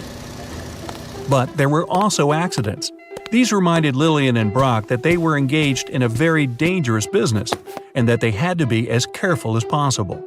During one of their shows in 1924, they planned to do an unusual trick. Brock was going to do a loop while Lillian was standing on the biplane's top wings. The idea was for her to slip her feet into some straps, and the centrifugal force of the loop would help Lillian keep her balance. But during the actual trip, something went wrong and the strap broke. Lillian smashed really hard into the wing, but she still managed to climb back into her seat. She was injured, but she kept on doing her shows. When she was performing in Trenton, New Jersey, in October 1925, Lillian had another 3 accidents during some parachute jumps. On the first day of the show, the wind took her away from her landing spot and she fell onto the seat of a Ferris wheel. Some of the audience thought it was just another crazy stunt, but it was actually a very dangerous situation. Luckily, the Ferris wheel operator realized that Lillian was in trouble and stopped the ride. The second time, she couldn't control her chute and struck the roof of the grandstand. She hit it hard and got stuck there, and people had to look for a ladder to help Lillian down. On the third day of her show, Lillian's parachute almost landed on a tent, so she pulled on the shrouds as hard as she could to change direction. but this made the parachute turn inside out, and Lillian fell about 50 feet straight into the ground. She suffered a lot of injuries and had to be hospitalized, but she was treated very well. She was in the hospital for 2 months, and all of her bills were paid by an anonymous person. Lillian thought it was probably the president of the fair. He liked her. In fact, since she was a star, a lot of men admired her. But she didn't risk her life for money or fame. Lillian did all this for herself. Brock got almost all the money from their performances, and that was her decision. They usually perform for 2 or 3 days straight, or even a whole week. They were paid $1,000 to $1,200 for one performance, but Lillian only got $100. As she said herself, that was a decent amount of money, and it was enough for her. So Brock ran the business, maintained the plane, and hired mechanics and crew. But their show was called Lillian Boyer's Flying Circus, and there was a reason for that. Brock was in love with Lillian. Constantly working together made the two of them close. It didn't work out though. Lillian told him that there wouldn't be anything between them. But he still cared about her, and Lillian really appreciated him for that. She trusted her pilot with her life, and she admired his skill. In fact, she said he was the best pilot she ever knew. Before every flight, he double-checked all the systems, wires, and mechanisms. He would tell her where to go, and Lillian would listen to him. And it was Brock who came up with most of the tricks. There was total trust between them, and they worked as one. After Brock passed away, Lillian kept doing stunts with another pilot, but she couldn't trust him like she had trusted Brock. One of her signature tricks was switching from a car to a plane, but she never did it with the new pilot. During her stunt career between 1921 and 1928, Lillian performed 352 shows in 41 U.S. states and Canada. She performed 143 changes from a car to a plane and made 37 parachute jumps. But in 1928, low-altitude flying was banned, and so dangerous stunts performed on the wings of airplanes became history. Almost half a century later, Lillian once again became a celebrity at the San Diego Aerospace Museum. An entire section of it was devoted to her incredible achievements. Lillian was the guest of honor at all the events there. One evening, she was given one of the most pleasant surprises of her life. It was a flight on a Boeing PT-17 biplane. This time, now in her 80s, Lillian didn't walk on the wings or perform dangerous stunts. But when she landed, she admitted that she really wanted to. The pilot had told her not to get out of the cockpit. Plus, she couldn't trust him as much as she had trusted Brock.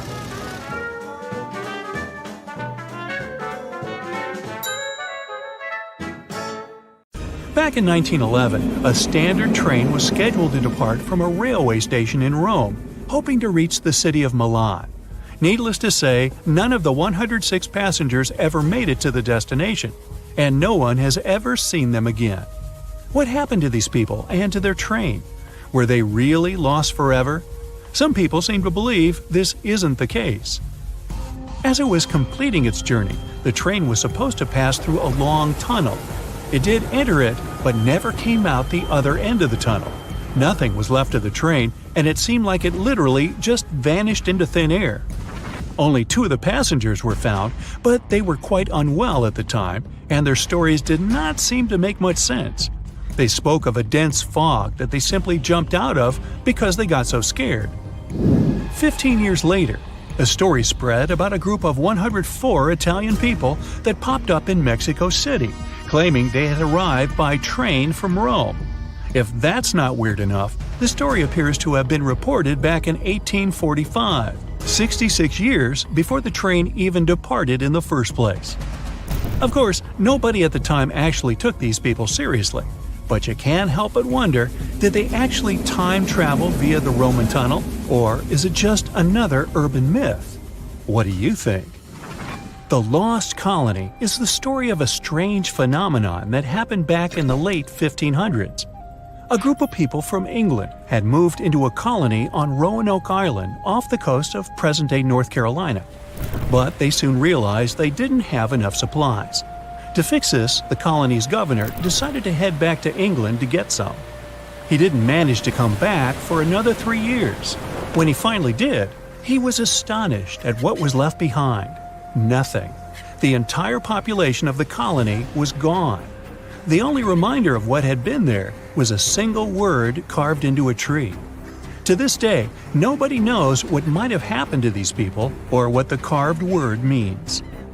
A lighthouse without an operator?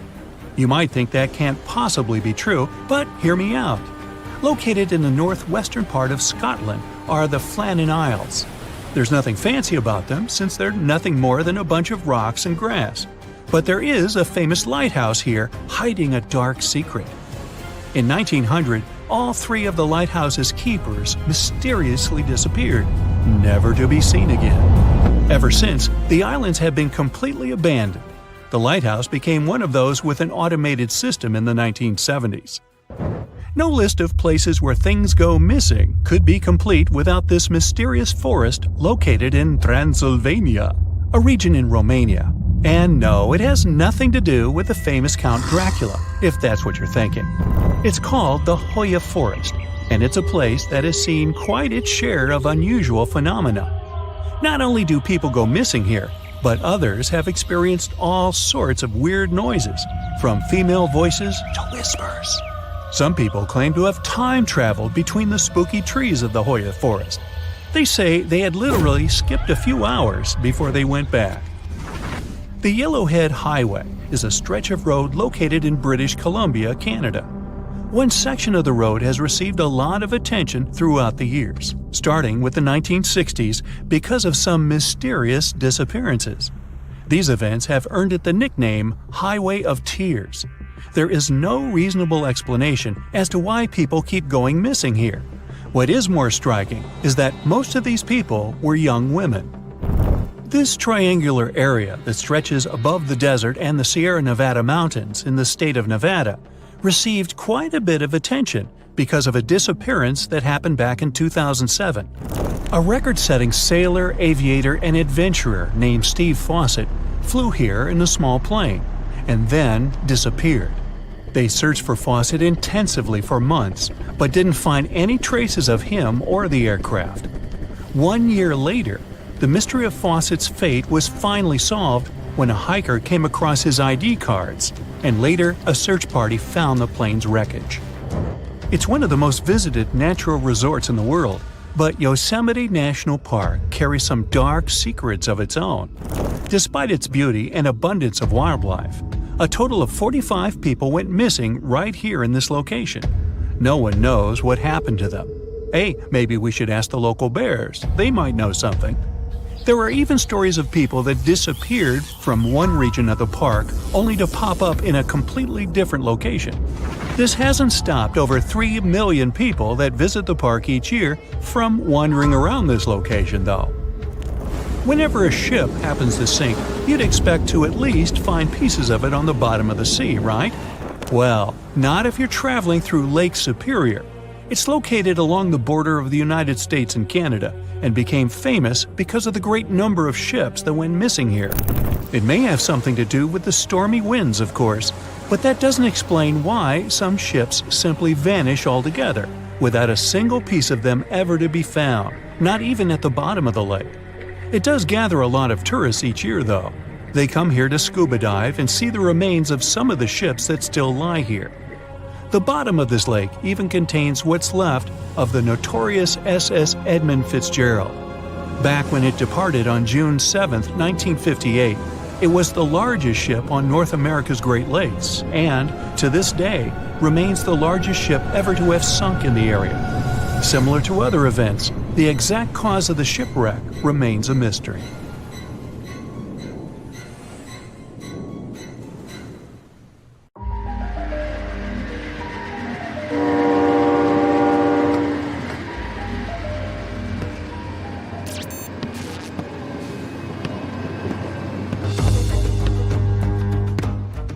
How long does it normally take for a package to get to you? A day? A week? A month? How about over 3 years? Well, something like that happened in India not too long ago. At first glance, it doesn't seem all that surprising. Packages get delayed or even lost along the way all the time. That's just the nature of parcel delivery. This wasn't some standard package. It was an entire train carriage loaded with tons of compost. Something this massive couldn't have just disappeared and then come back. Or could it? Let's find out. And yes, along the way we're going to learn some cool things about trains. It all started in 2014 when an Indian company ordered dozens of tons of compost. All the goods were stored in 21 wagons. The train left the city of Visakhapatnam on November the 10th. Its destination was in Basti district, Uttar Pradesh, 870 miles away. So, the train left the station and the trip went smoothly. A few days later, the buyer accepted the goods. 20 wagons arrived in excellent condition, but one carriage, number 107462, was missing. Where could this wagon packed full of fertilizer have gone? Did someone steal the cargo? Did it get lost along the way? The buyer asked the company that sold them the compost to find the missing part of the shipment. The employees checked the documents and confirmed that the train of 21 carriages left the station on November the 10th. Several people from the rail station saw it. Then the train passed through some settlements and lost one carriage. But how? The buyer contacted the railway services but didn't receive any response. It seemed the train car had just disappeared. The documents indicated that all the paid goods went to the destination, which meant the buyer wouldn't get their money back. So they just lost more than $10,000. Months and years had passed, the incident eventually forgotten. But then, on July 25th, 2018, railway workers discovered an old carriage with the number 107462 on it at the station in Basti district, the original destination point. The company contacted the seller about their discovery, but they refused to accept the goods because the fertilizer had rotted long ago. They waited for the owner to come for it, but no one came, and no one reported it missing. So they towed the abandoned train car back to Basti district a few months later. By that time, the buyer had already reported the rail company about the lost compost, and they had already stopped searching for it, while the car was practically right under their noses. To this day, no one knows why the car was disconnected or where it's been all this time. You know where this would have never happened? Japan. There, you can ride the most punctual trains in the world. They arrive at all stations to the minute. All the locals know the trains are never late, so they can never use that excuse on their boss. But if something does happen to cause the train to arrive late, passengers receive a special ticket from the rail company that they can use as proof to protect them from their boss's accusations. Japan has not only the most punctual trains in the world, but also the fastest. I'm talking about maglev trains that can reach speeds up to 374 miles per hour. To give you an idea of how fast that is, the fastest recorded speed set by a Formula 1 car is 231.4 miles per hour. Not even close to the maglev train just traveling down its normal route. What's more, even if it travels at top speed, you can comfortably sit in your seat and drink tea on the train. You won't feel any vibrations or hear the sound of the wheels because it has no wheels at all. Maglev is short for magnetic levitation. Using the power of magnets, the train is basically suspended, floating just above the railway, meaning they don't actually touch, meaning there's next to no friction. This is what allows maglev trains to reach and then maintain such incredible speeds. Wouldn't it be cool to have such trains in every city? I mean, forget about traffic jams, am I right? But unfortunately, they're not so popular around the world. Charging the train's magnets requires a lot of energy. They heat up to incredibly high temperatures during the trip, and then they need to cool down after. And this also requires a lot of incredibly expensive infrastructure. For many countries, such trains would be simply economically unviable. For now. That carriage in India would probably have been standing at the railway station forever if someone hadn't noticed it. But what if it was a whole train with, let's say, 100 cars? I mean, what do people do with old train cars?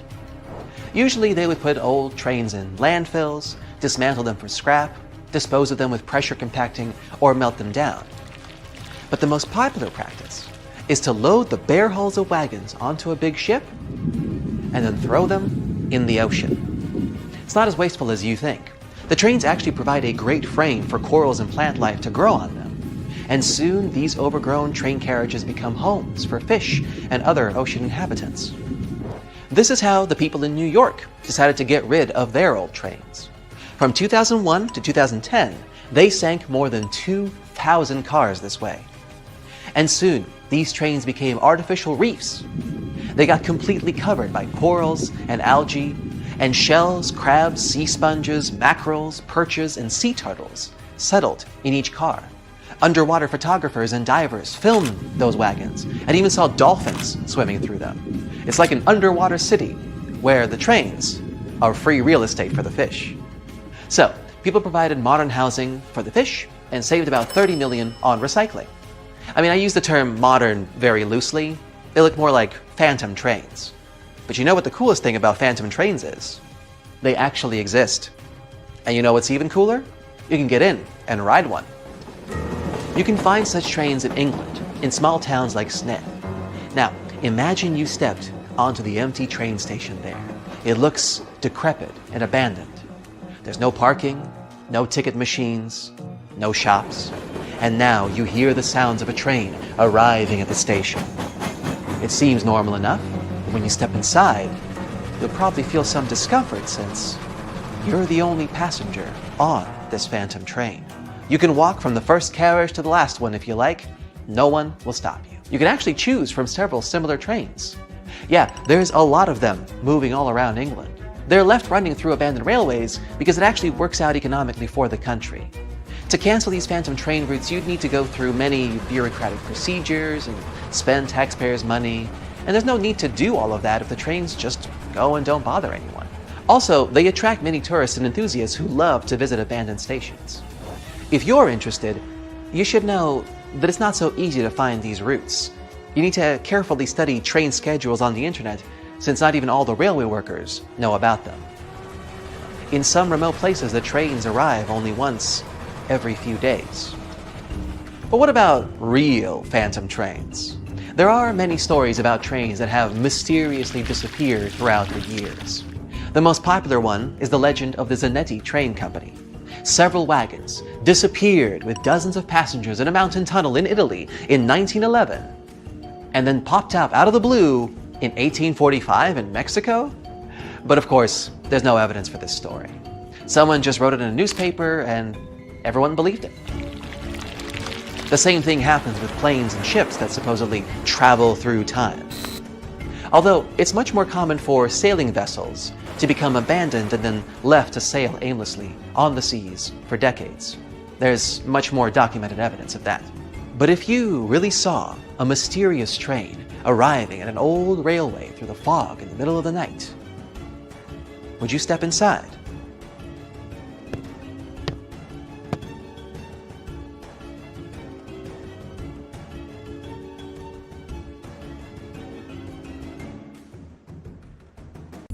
It was a pitch-dark night, and we were out for a walk.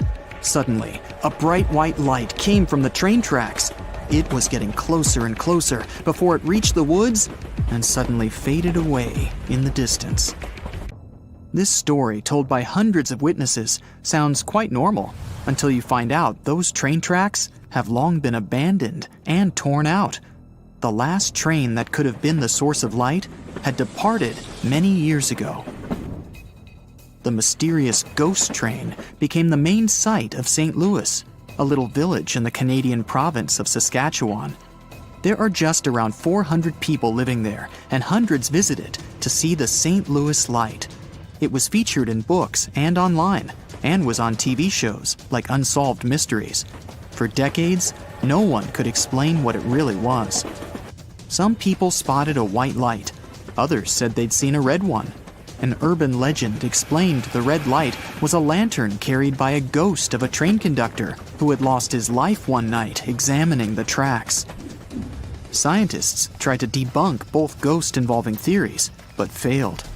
Then, 2 high school students from northern Saskatchewan decided to jump in. They first witnessed the ghost train on a road trip to St. Louis. One of the girls said it must have been car headlights, but she needed evidence to prove that. Together with her friend, she decided to find an answer and make it their science fair project. They made several field trips to St. Louis for research. The young Ghostbusters used a detailed map, a compass, and a GPS system, which was pretty rare back in 2001. The girls found the location from where the ghost light was seen best of all. Then, they drew a straight line on the map to where the light was coming from and marked all roads next to or on the line. One of the girls' father agreed to help them.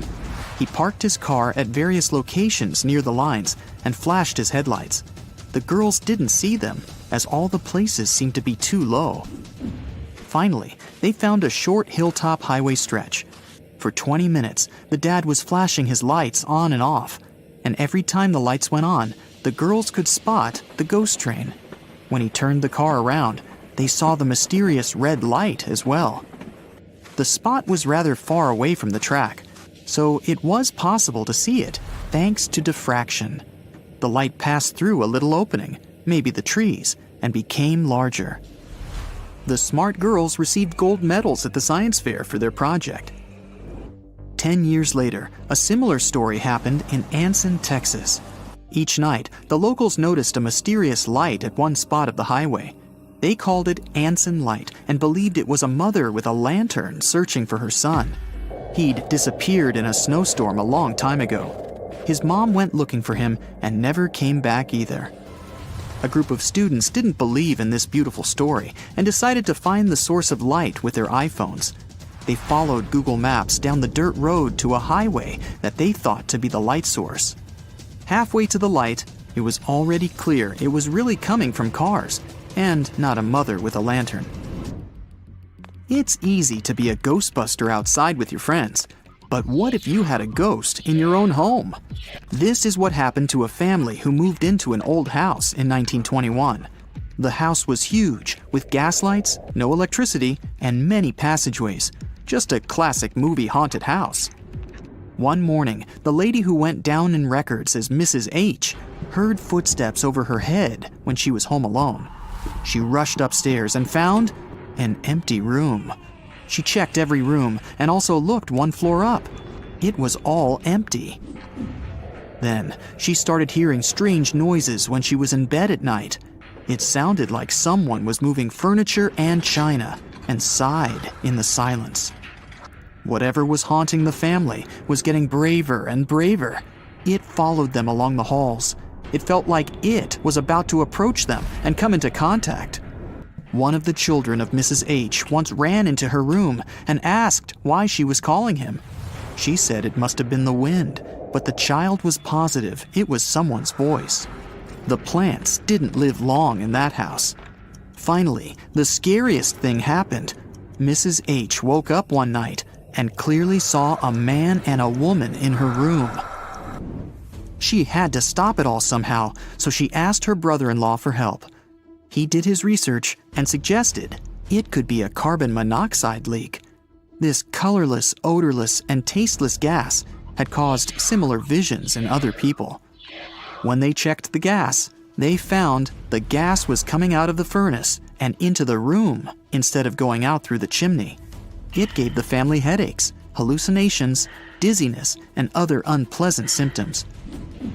Some ghosts leave fingerprints behind, or so says the San Antonio legend. According to it, in 1938, a school bus was driving through a rough snowstorm and got stuck on the train tracks. When the train crew saw the bus, they did their best to stop, but it was impossible to avoid the collision. No one in the bus had survived in that accident, and ever since, the ghosts of those people are protecting others from the same fate. Hundreds of people have visited the spot ever since to play with destiny. They leave the car in neutral on so-called ghost tracks and wait for the ghosts to come and help them out.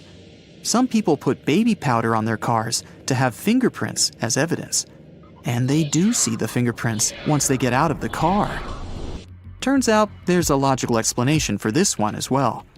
There's an incline on the tracks, so when the car moves a bit, you can see your own fingerprints in baby powder. And the original story that inspired the legend didn't even happen in San Antonio, but in Salt Lake City, Utah. Something unexplainable was happening on the campus of Coventry University in England. Whoever visited the 14th century cellar ran out of it in fear. They said they'd seen a ghost of a woman. One lecturer at the school, who was also a part-time ghostbuster, decided to debunk the mystery. He was once working at his lab when he felt the presence of someone else. He was brave enough to do research in the cellar and found out the reason for all this madness was what he called the fear frequency. The levels of sound frequency in the cellar were so high that they made people see optical illusions, feel anxiety, and get chills down the spine. A similar effect makes you hear humming of a glass when you're running a damp finger on it. A small village of Kalachi in Kazakhstan has become home to a unique, mysterious sickness nicknamed the Sleep Hollow. Back in 2013, the first villagers got affected by it. They were doing their regular routine, biking, going to work, or chatting with friends, when suddenly they'd fall asleep. It all looked similar: slurred speech, lightheadedness, and then boom! Some of them only woke up after 6 days of loud snoring. And when they did, they didn't remember anything that happened to them and experienced weakness and headaches. The Sleeping Beauty-style sickness affected people of all ages, including kids, and even a cat named Marquise. Its owner said the cat started attacking walls, furniture, and the family dog,